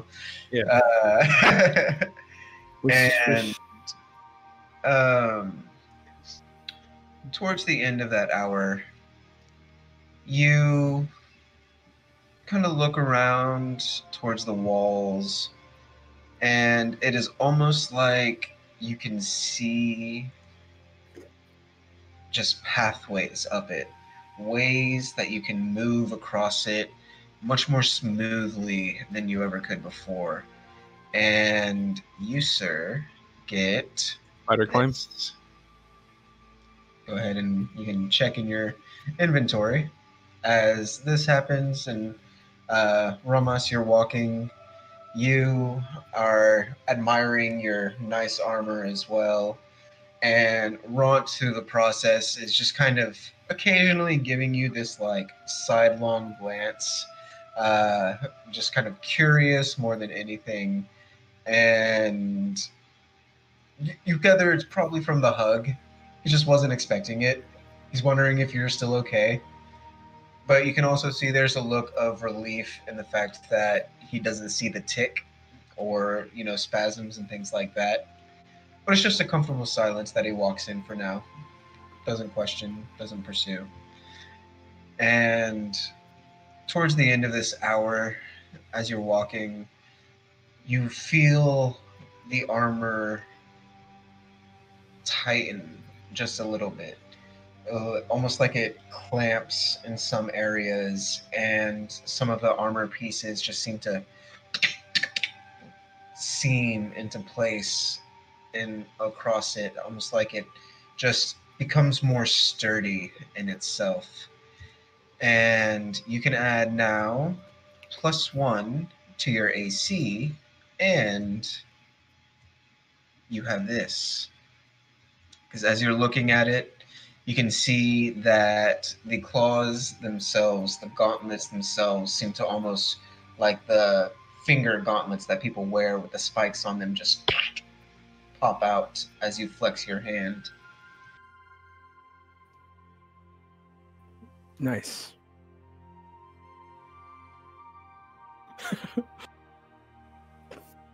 Nice. You're very happy. And Just getting used to it. I forgot to add it, but I know you also have a spell scroll, Einar, that you picked up last time for our Blingdenstone. So just keep in mind that you have that. 2, don't I? Dismissal or something? No, the other one is a incomplete spell scroll of Demiplane. That's right. Yeah, so if you want to just make a actual... And it was Flush to Stone, wasn't it? Yes, sorry. Yeah. I'm looking for my things. There it is. So, I forgot where all my stuff was.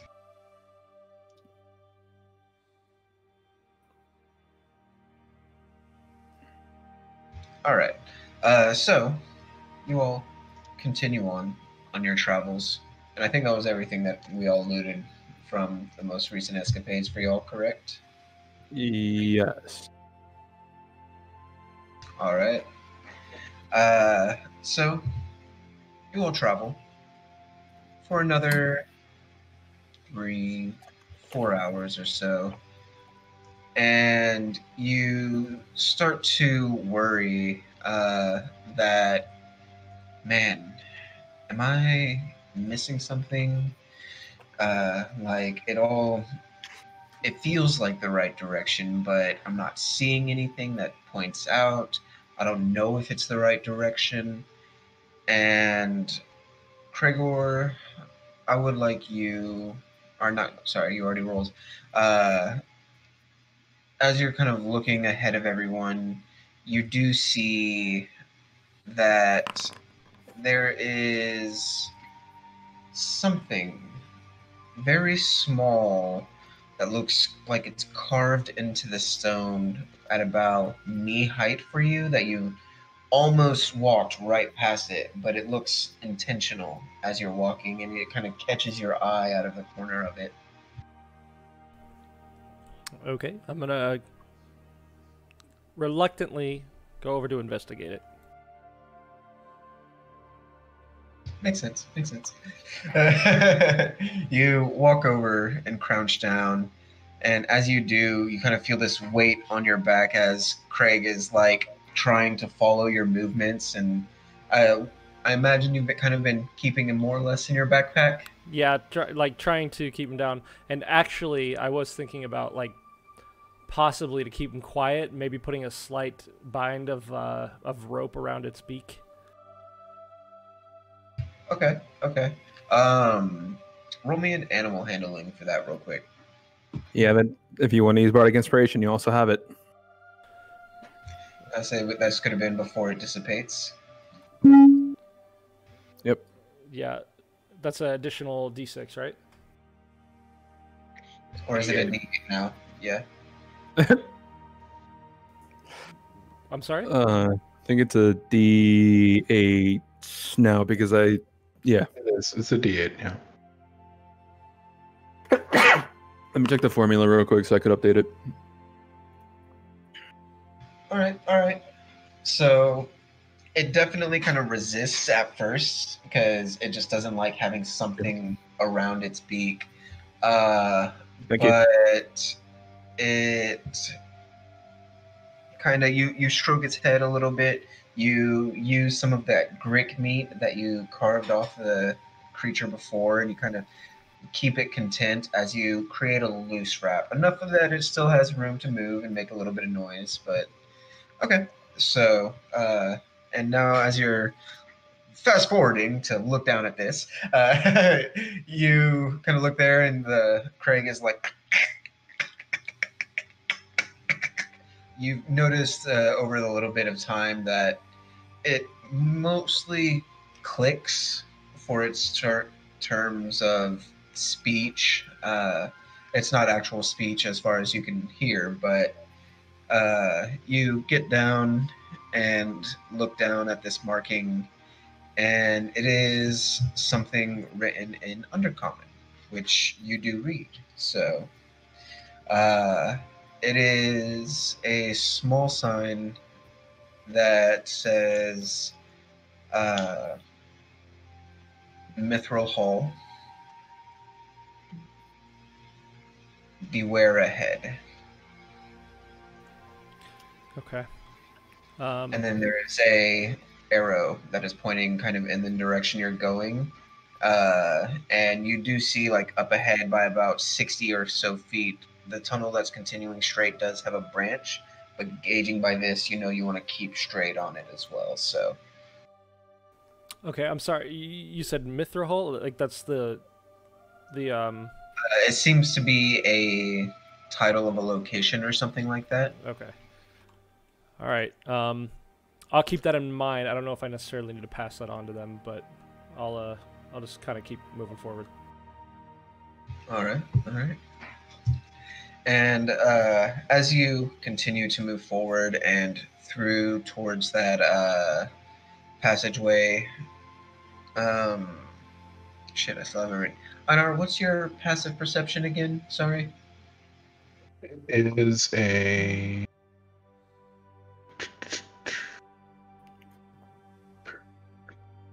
It's gonna be a 12. No, it's gonna be 15. Sorry. So I will say, just as you're going by, you would see this mark as well, though the rest of the party would not. But you would be able to see that as you're heading through.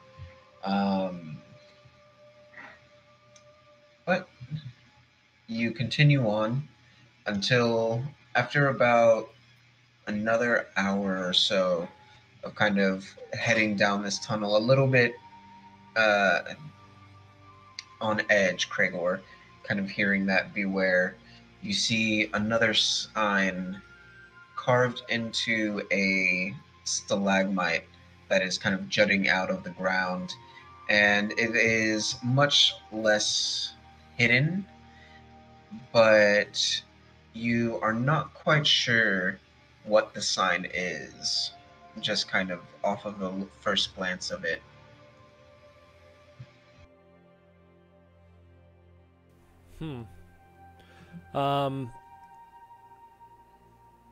Is it possible? Can I like maybe whisper down to Einar to maybe come up ahead and take a look at this? Einar, hey, can you come take a look at this? Okay. I'm not sure if you've seen this symbol anywhere before, but what do you make of this? Can I do a roll of some sort? It would be a history. I can do history. It would help if I'm looking at the right tab. Okay. So you know that it is a form of old drow, and it has abyssal connotation, but you're not sure what this symbol is meant for with it. Well, it's old drow mixed with abyssal. Okay. I have no idea. Good to know. Sorry. No, that's okay. I honestly, if it's old drow, I thought I would think I would know some of this, but that's completely new to me as well. It's a very ancient language. I mean, before even your time, probably. So, Matt, can you show that symbol one more time? Yes, I can. Let me just pull it up. I was not prepared. Sorry. That's okay. Luckily, it's easy to find. Bam. And, Kragor, with your knowledge and family's history, you were taught Undercommon and the more recent era of things, but like first dynasty of written undercommon, a little different. Okay. So, I don't know. Unless somebody else wants to take a stab at it, I think we're kind of out of luck here. I will say, since Einar's up here, did you... I noticed when we were walking, I looked back, I saw you kind of looking at that little sign in the back. What do you think about that? It seems like we're walking into some danger. You know, but I guess. I don't know. Combining the two with this you know, symbol that I don't know what it means, I'm kind of concerned. I would venture to say that we should be cautious, but I mean, if this is the way we're supposed to be going, then we have to keep going this way. I mean, I assume that Kain came from this direction at some point, so... True. All right. Well, I'll go ahead and continue scouting ahead. I will go back to my spot in the line. All right.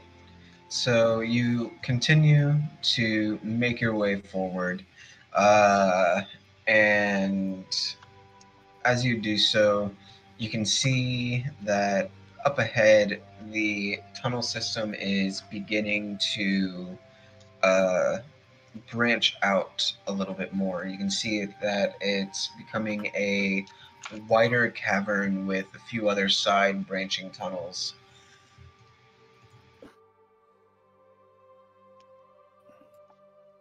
I'm gonna die. What? Yeah. Wait. What? did you say? Did you say we were gonna die? Or you're gonna die. Oh, you don't die. Don't die. Brave, my guy. The ultimate cliffhanger, man. You never know what happens next. All right. So, still imagining. You're gonna die. You're 20 feet ahead, Cragor. You are the first to arrive kind of at this branching tunnels where it begins to widen out and everything like that. Roll me a perception as you do come in. You can see a faint bit of glow from a few light sources to your right. Very nice. And to your left, it is dark, quiet. The whole area is just silent that you enter. And as you're kind of looking around, you notice that to the right as well, there are a very large amount of stalactites from the that are hanging from the ceiling, and not all of them look exactly sturdy as well. But yeah. And, you know, the rest of you are slowly kind of approaching from behind. What would you like to do? I'm going to kind of, again, reluctantly walk towards the stalagmites, sorry. Tights are hanging, mites are mounds. Gotcha. And just kind of see if I can get a glimpse of anything over in this area. Okay, so as you're walking, one of the tights. See, now you got me. One of the stalactites that you're walking under, as you're looking up, seems to detach and fall down towards you. It does not get a sneak attack because you are looking up at them. But 10 does not hit. So, well, I'm going to move you because I can't see it real quick because it was right above you. There you go. And so it drops and lands onto the ground next to you. This strange creature that looks like it's also made of stone and has these bright red eyes that now open up. And as it does and looks up at you with these protrusions of mouths, or mandibles, so to say, it kind of catches your eye and clacks a little bit. And I am going to need some initiatives. The rest of y'all that were back here, were y'all still slowly moving forward as he was investigating? Probably. He didn't signal for us to stop. Okay, so our order got mixed up a little bit. Should be Nandor and Eldith in the front. Yeah, back. I didn't know what y'all's order was going to be, so I just put it in here so that it's there whenever I get there. But I got you. Let me set some people up for us real quick. Romas. Bam. Bam. There we go. And now I am going to get some initiatives.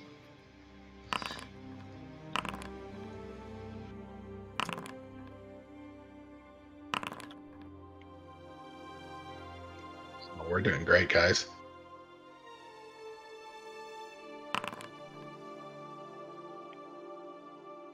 There go the glitch.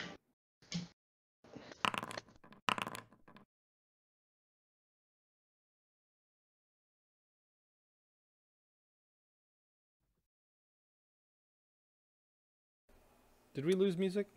Okay, never mind.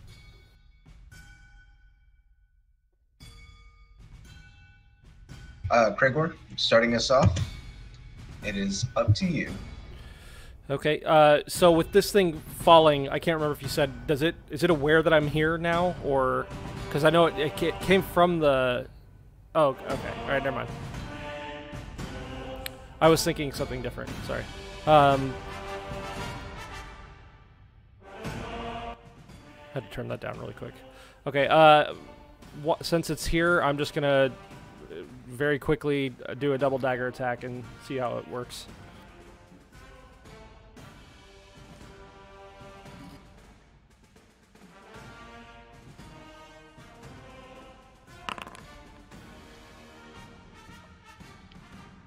Solid. That's a nat 20. Yeah, boy. Critical, right?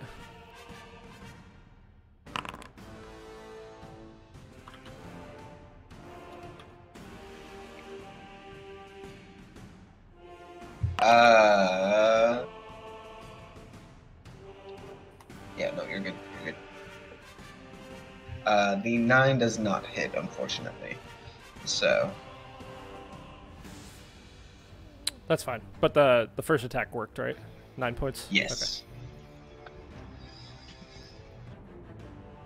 Alright, so you get one solid stab into the side of this creature, and it feels like it's got a little bit of a rough exterior, but easily enough to get into with your dagger of venom. The second one is a little to the side as it just kind of like a snake worm just wiggles out of the way a little bit. But anything else for your turn? No, not at this time.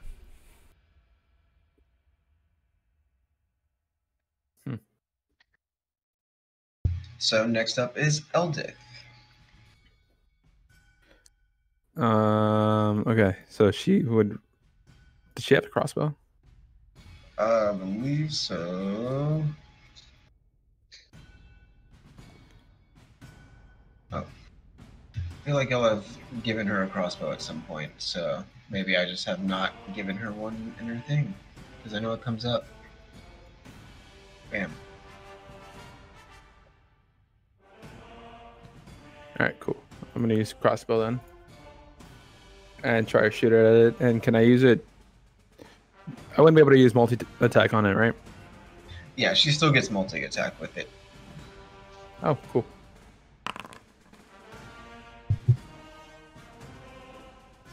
And another one. The first one will hit. So will the second. Oh, that's almost a natural 20. Twice. Nice. All right, all right. So, and would you like her to stay there? She looks up, like she's gonna move a little bit more. She looks up. Is there any more? Roll a perception. And actually, with that second bolt, as it pierces into the side of it, this one just flops over to the side. 18. There are what looks to be multiple stalactites up there. Some of them look thinner and more ready to break off, but everything up top, as it is so far, does not look like could or could not be. If it is, it would blend really well. Okay. Shit. And then Ront. He's going to attack. All right.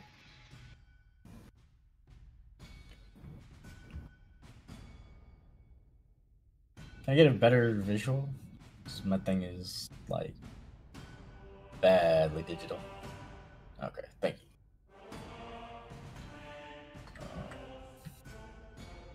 Damn. It's as far as he can go. All right. So as he does walk there, Eldith, who is looking up, does see one of the stalactites seem to break and fall towards Ront as he walks directly under one of the oddly shaped stalactites. So one that was there that blends in with the roof makes its attack.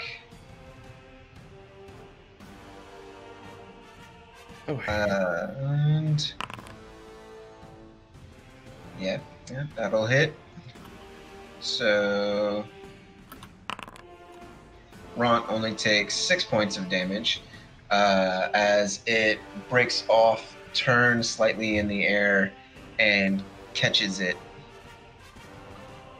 And you gather, Krigor, that as you had walked past a few of these, you luckily didn't walk directly under some of them, which is why they didn't not fall towards you until that one. Okay. Let me just real quick. Boom. All right. And so between the two of y'all, I will say you can point out where the other ones are because you have seen and been watching. Okay. All right. So those other ones have not moved yet, and so that was Ront's movement to get there. It's still his turn. What would you like him to do? Can he attack the one that just attacked him? Definitely.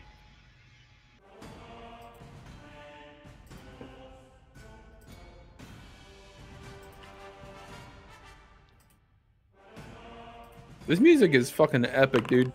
I like this one. First one will definitely hit. He does get multi-attack now, so you can make a second strike with him. Unfortunately, the second misses, though. And, also, real quick, can you go into Ront's thing and make him proficient in the short sword? Because he's missing that proficiency bonus to hit with. Alright. And so his two swipes twice, one of them cutting across the creature that just fell towards him. It's now red eye open as it tasted blood and landed on the ground. Einar comes to you next. And Ramos, I'm going to toss you right back where you were. So I step forward and I can see the one that's on the ground next to Ron. So I'm just going to hit that one right away.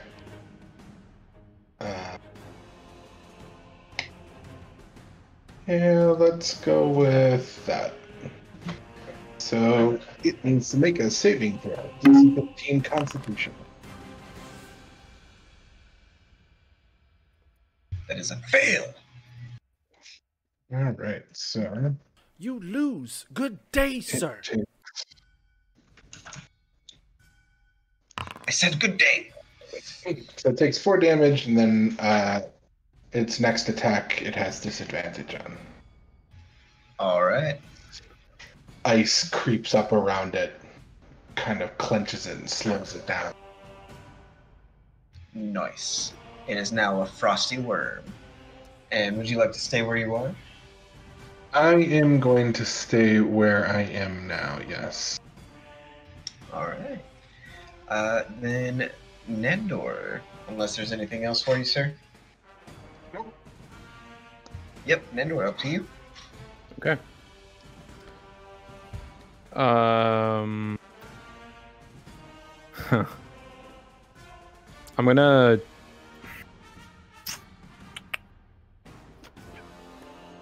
Okay.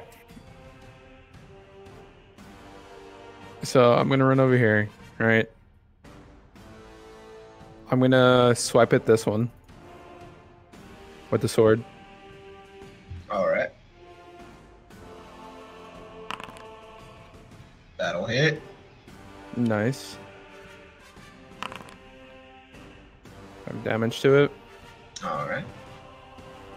Is it dead? It's still up, but heavily bleeding and looking very, very wounded and unhappy. Okay. And then I'm gonna. Can I run up this wall? This thing? Yeah. Okay, so I'm gonna run up it with all of my Okay. movement speed, like basically to the ceiling. All right. We'll get an attack of opportunity at Yeah. disadvantage. So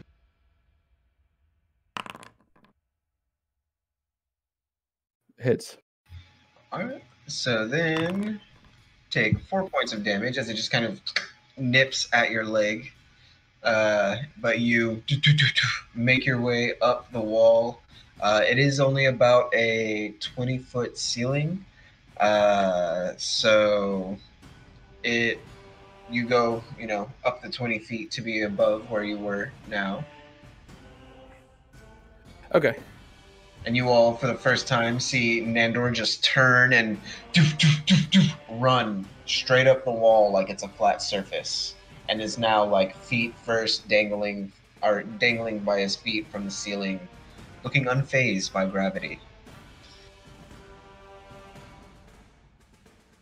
All right. Anything else for you? Well, I'm gonna shout at them. It's like, if you guys could get out of the way, like run back. I'm gonna cast Thunderclap to basically drop all of them if they aren't already on the ground. So yeah, I'm gonna do that. A shout out with them. All right, then Ramos, come see you.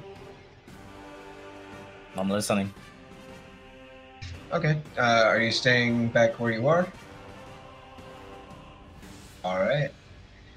So then, top of the round comes to the Piercer, and I will also say that you now see Nandor being hung upside down. As you're there, you see all of the other stalactites, now that you've yelled close to them, all kind of open up their red eyes, but they don't seem to be moving.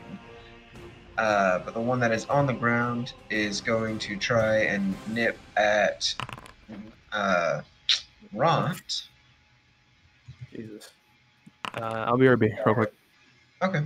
1 point of damage to Ront. So he just kind of like pushing it slightly away with his foot, gets a little nip on the heel, but nothing too much. Kragor, comes to you. Okay. This one right here, I'm going to since it hasn't had a chance to in combat or anything, I'm gonna try to assassinate it with a bow shot if I could. All right.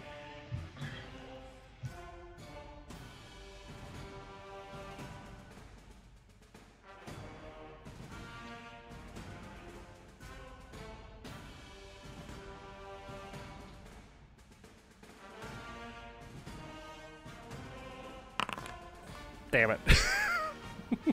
So you aim up, and as you go to release a fire, Craig reaches up and pulls on one of your horns just as it kind of hears you move, and it's like, and you're like, ah, God damn it! Damn it, Craig! Okay, well, with some quick thinking then, I'm gonna grab, turn around. I can't do 2 assassinates in one turn, can I?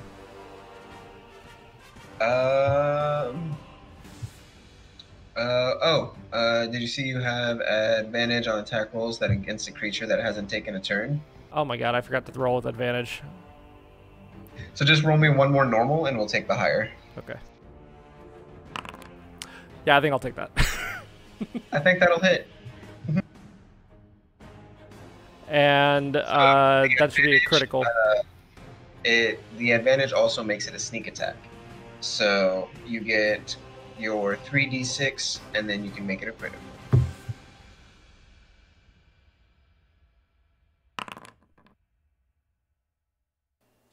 I don't know if that worked. Right. Was that right? Yeah. Oh my gosh. Yeah. You just pin it to the ceiling. Like it goes through it and strikes into the stone, and it just kind of hangs there like a pencil in class with it hanging off of it. And it is thoroughly assassinated. Excellent. And then for my next move, so Nandor's in trouble right now, right? Hanging upside down. Is that correct? He looks very in control. Oh, okay. I misunderstood. I'm sorry.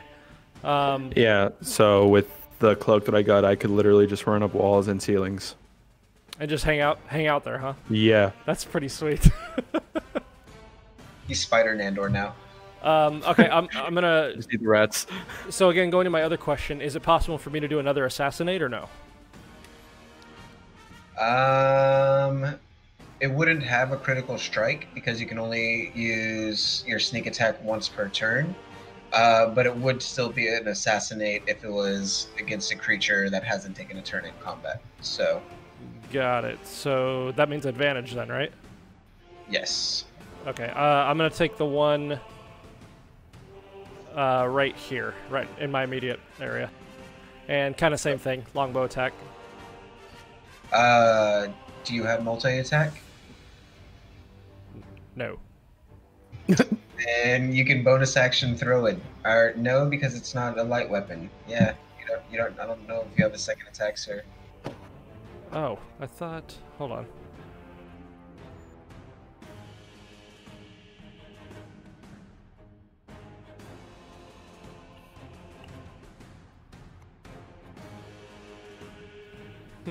Okay.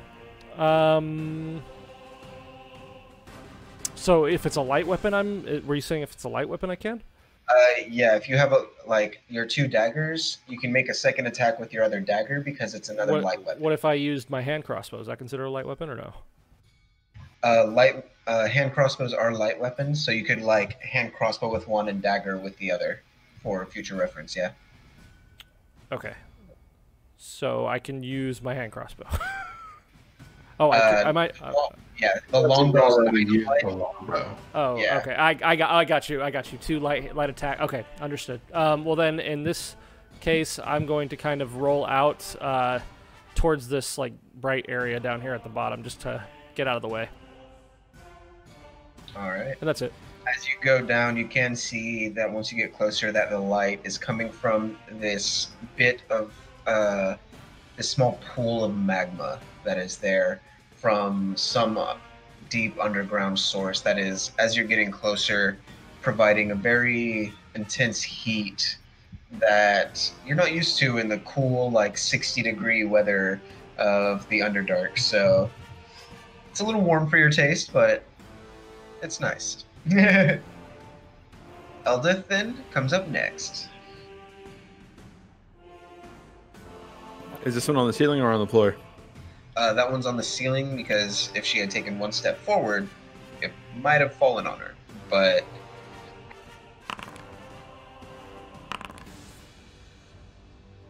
all right, so the second one hits.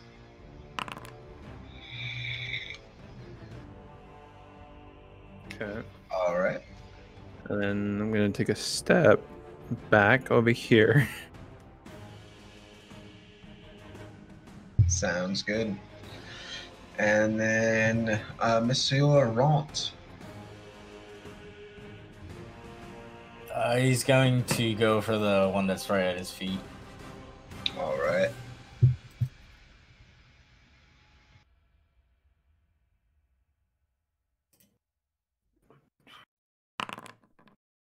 That'll hit. So will that, for sure.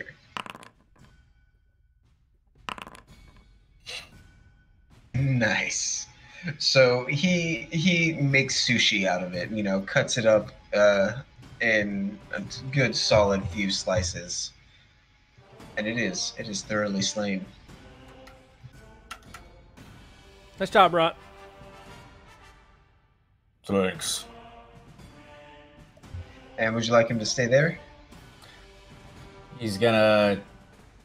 Well, I have no idea where any of the other enemies are, so...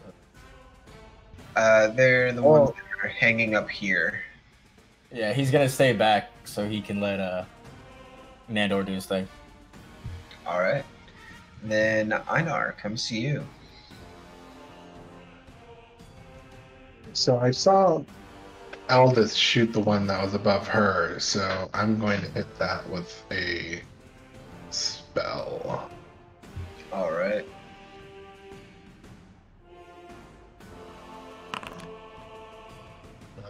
That's gonna miss, isn't it? Unfortunately so, yeah. I finally get to use this!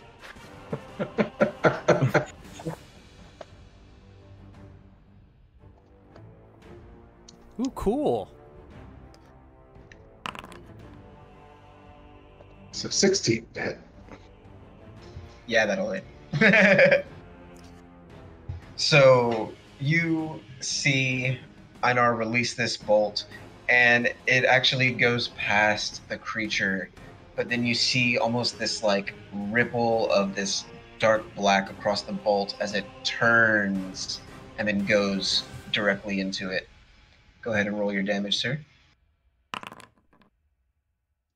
Nice. 12 points of fiery damage. It looks like it is kind of now just kind of its mandibles are clasping at the stone that it's holding on to, trying to hold on. Looks pretty fucked up with the bolt sticking out of it and them now slightly on fire. And anything else for you? Staying there? Yeah, no, staying there. All right. Then Nandor comes to you. Cool. Basically gonna run along the ceiling, you know. Like Very basic. around here, you know, just no biggie. No big deal. Very basic. It's a little more difficult than the ground just because of the amount of stalactites that are naturally there. Yeah, I know. But, you know, it's nice. It's nice. It's there. It's fine. It's fine. It's basic, Matt. We already said. Right. I'm gonna use thunderclap here, or wave. All right.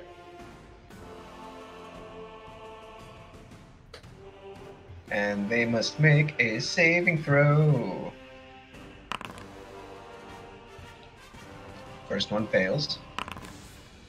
And what's your DC? Shoot. It is a...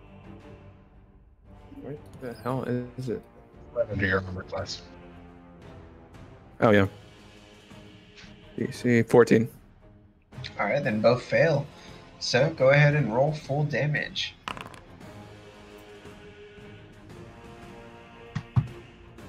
So they both take 14 points and are launched 10 feet back and down. So 5, 10, 5, 10, and they take 2d6 damage from the fall. Do you roll it? Cool. All right. So they fucking whoops, bam, and you see as each of them go flying, one of them hits the back wall and basically just explodes, and the other one goes flying, hits the ground, and you just see its body like, and it does not seem to move after its roll either. Both Cool. thoroughly destroyed. And then I turn around and look at the one behind me. I'm like, hey, buddy. It gives a big red eye up at you like, oh god. Okay, quick question. Like, did the stalactites, like, here in this area, like, fall as well, or no? Some of the smaller ones would have, been destroyed by the blast, though some of the larger, sturdier ones are still up there. Okay, just making sure. All right, then Ramos.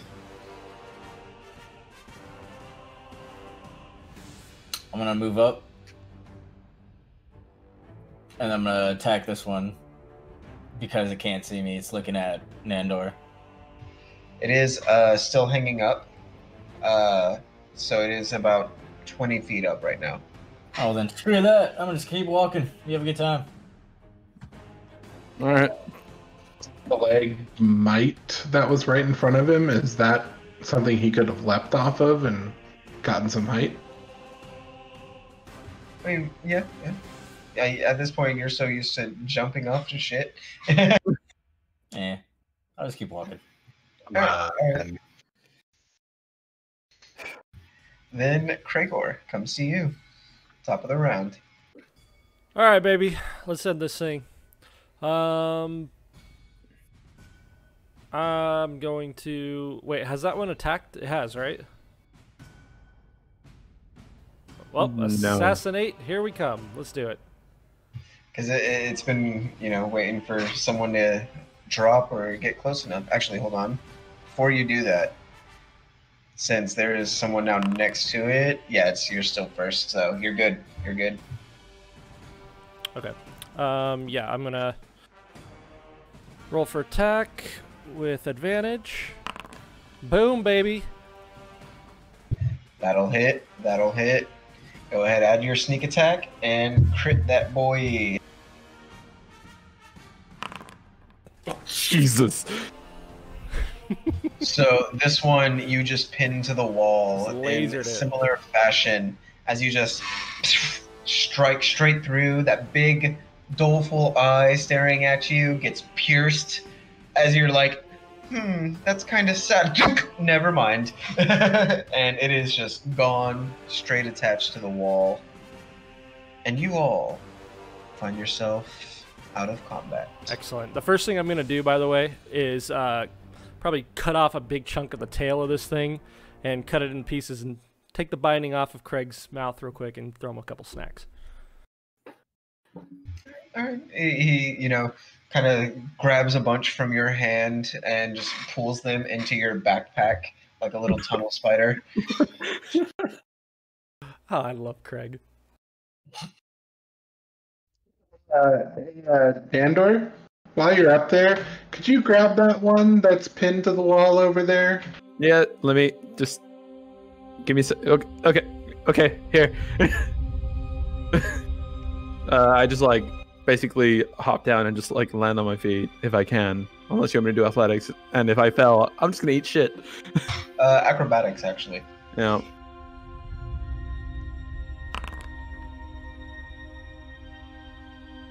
Go ahead and roll me 2d6.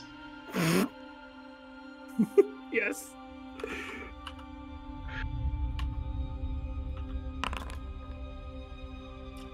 You take 9 points of damage as you're not used to this angle and going from one plane of existence to the other, or one plane of gravity rather. And you kind of just hit the ground. You're like into the ground, kind of hit the wall. Just like, What? we're good. I've got a little piercer on you, and you're like, ugh. Next time you might try just walking back down the wall. It's fine. I'll get used to this. Yeah. There's some bone sticking out of your leg, just so you know. Mending.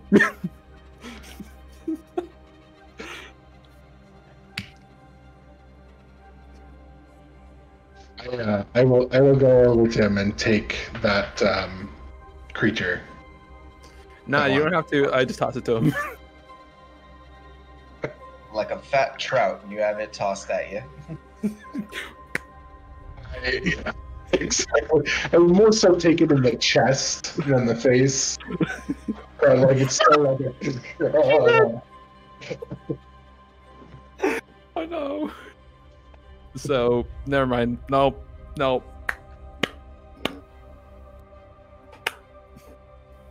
Hey, Matt, I got a quick question.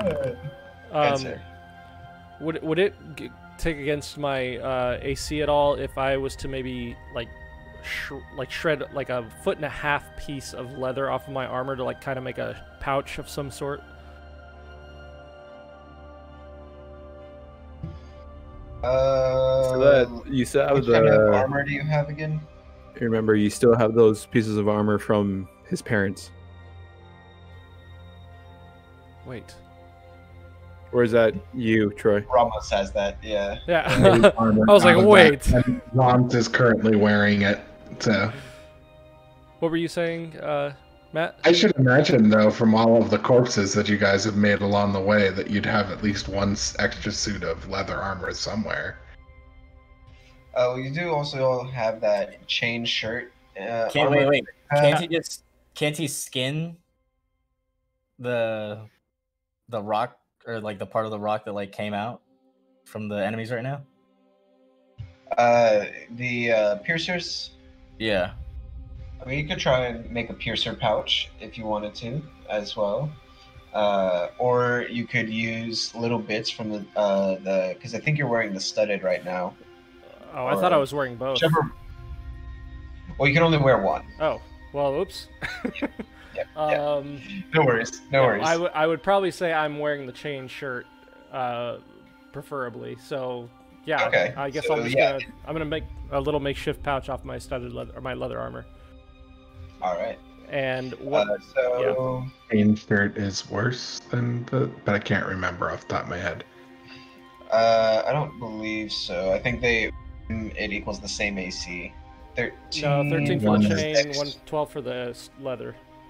Well, chain is plus dex up to 2, and leather is plus dex, whatever it is.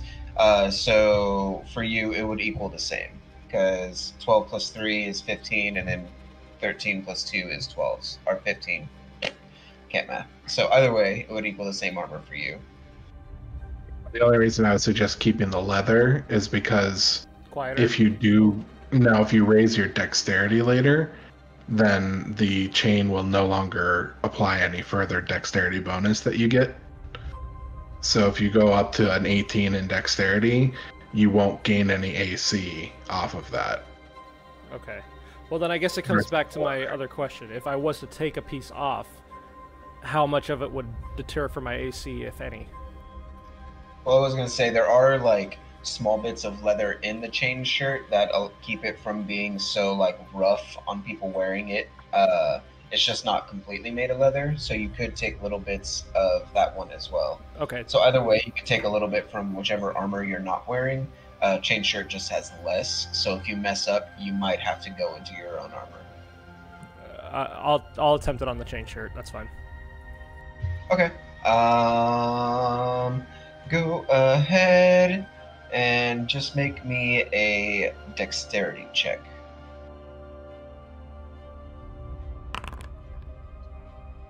All right. So you can. It'll take you about 10 minutes or so to sit down and, craft that up for him. But yeah, definitely doable with that. Okay. And my intention for this is when I'm done with that, I want to chop up a few more bits of these piercers and just kind of store some food for Craig for later. All right. Go ahead and just make me survival for how much you gather after you do that. So, all right. You won't get a huge amount, but you'll get enough from the main ones, to last a little bit.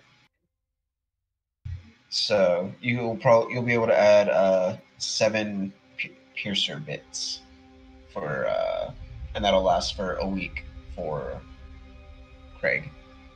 And Ramos, as you did kind of walk over and down and towards the source of heat and nice light that you saw, I will say you do also notice that kind of resting, partially submerged into the lava, is a corpse, long decayed, just a skeleton now at this point, with the old armor that is across it.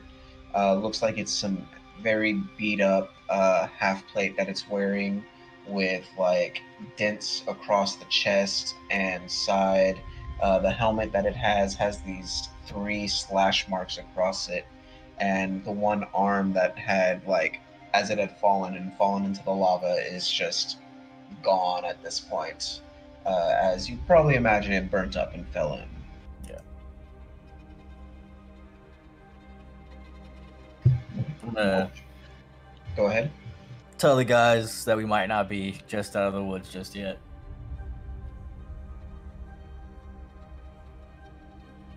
Oh boy. Not what I wanted to hear, but I think you're right.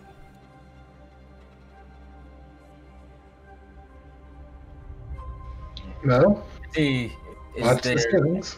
there anything else on the body that looks worth? Go ahead and make me an investigation. I rolled a 15. Oh, sorry. I see it now. Man. Nice. So you crouch down and, giving it a little bit more of a thorough look through, you do see that across the back of this armor as well, it looks like there is some sort of piercing that went through the armor. There's just kind of a hole in the back where it looks like something broke through and pierced it. But kind of looking down and through, you do see a scroll case that is there that looks like it's very old and worn, that was kind of tucked under the body a little bit.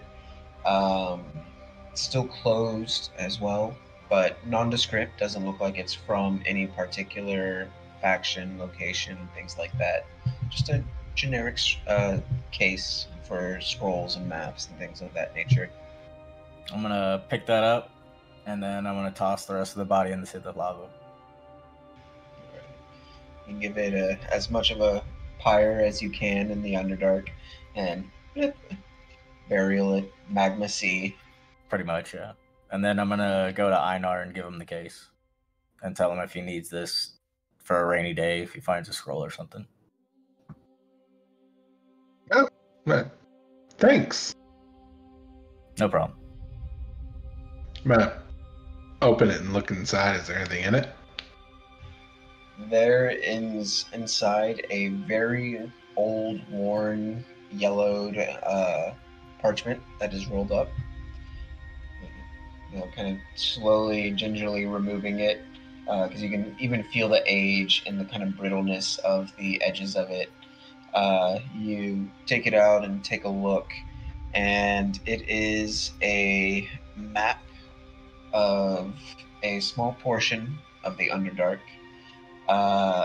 And it looks like it does show a bit of these tunnels, and you can see that there is like a little dotted line that leads up and this direction and through the tunnels, and it continues through another series of caves, and it kind of has a few markers on here as well that are written in Dwarvish. Do you speak Dwarvish or read Dwarvish? I don't. Yes, I do actually. Okay. Okay. Alright. They are not really anything in particular. They're kind of like, bat rock, take a right here, little things like that that they've used to apparently keep track of where they're going through the Underdark. But you do see that the dotted trail leads back to a small settlement that they have marked that is marked Blingdenstone. But it is written next to it safe with a question mark. Ramos, you found us a map out of here. Nice work, buddy. And I show the map to everybody. I hold it up so everybody can see it. I was just trying to give you a gift. I mean, this is too much. You should take it back. Cragor, do you think you can follow this? I can try. You know what? Just hang with us for a little bit, buddy. We'll read it. We'll read it together. Okay. Okay.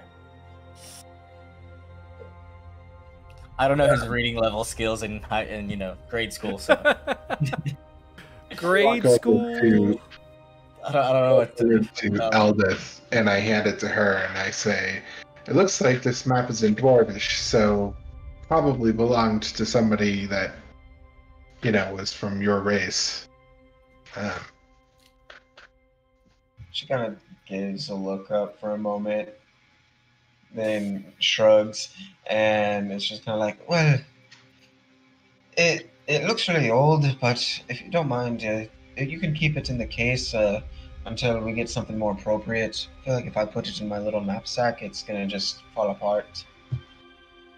Well, I was more thinking that maybe you should be the one that leads us with it.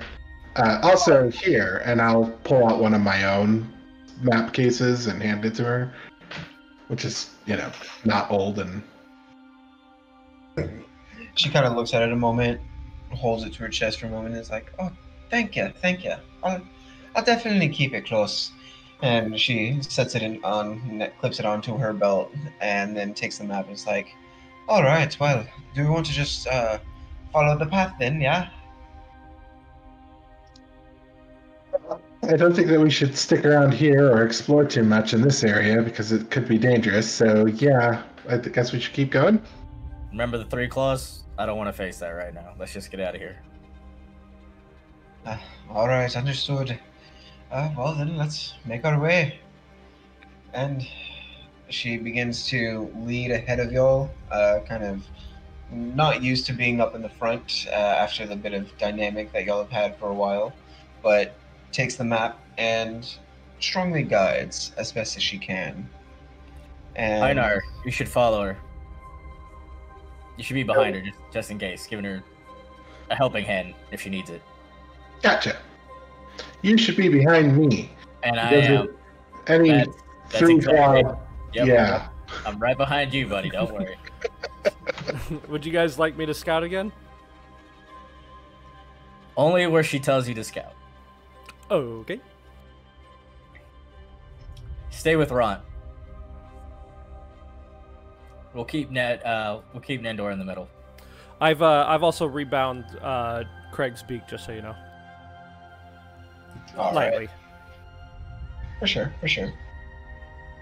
So you all begin to push forward through the tunnels, making your way along this dotted line, hoping that it will actually lead to this Blingdenstone. And as you head deeper towards in the Underdark, towards potential salvation, that is where we're going to end today's session. I had a feeling. Yeah. Well, that was a lot of fun. Let me go ahead and we'll pull up a close shot here. Hold on one second. Well, guys, that's going to do it for episode 18 of Heathens and Heroes. Thank you guys so much for joining us.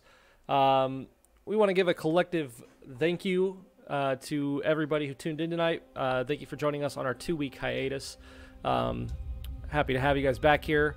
We'll be back next week. Still trying to nail down that specific day, but we're getting there, I think. But thank you guys so much for joining us. Happy to have you. Before we go, I know Robert said he might hop in to say hello. Maybe They have all vanished. Yeah, I don't know where Nandor went. But yeah, if they're not here, then I guess we're gonna go ahead and probably call it an end to the episode. Thank you guys so much for joining us. Happy to have you. There's Esteban. We want to give a good shout out to Robert Highwind. Thank you for being our guest for these last few episodes. We enjoyed having you. Make sure you guys go ahead and check out Robert Highwind with all of his great material. Lots of goose, lots of good stuff going on there. Other than that, I think that's probably it. Unless anybody else had anything they wanted to say. 1 second. Okay. Bam for a bit.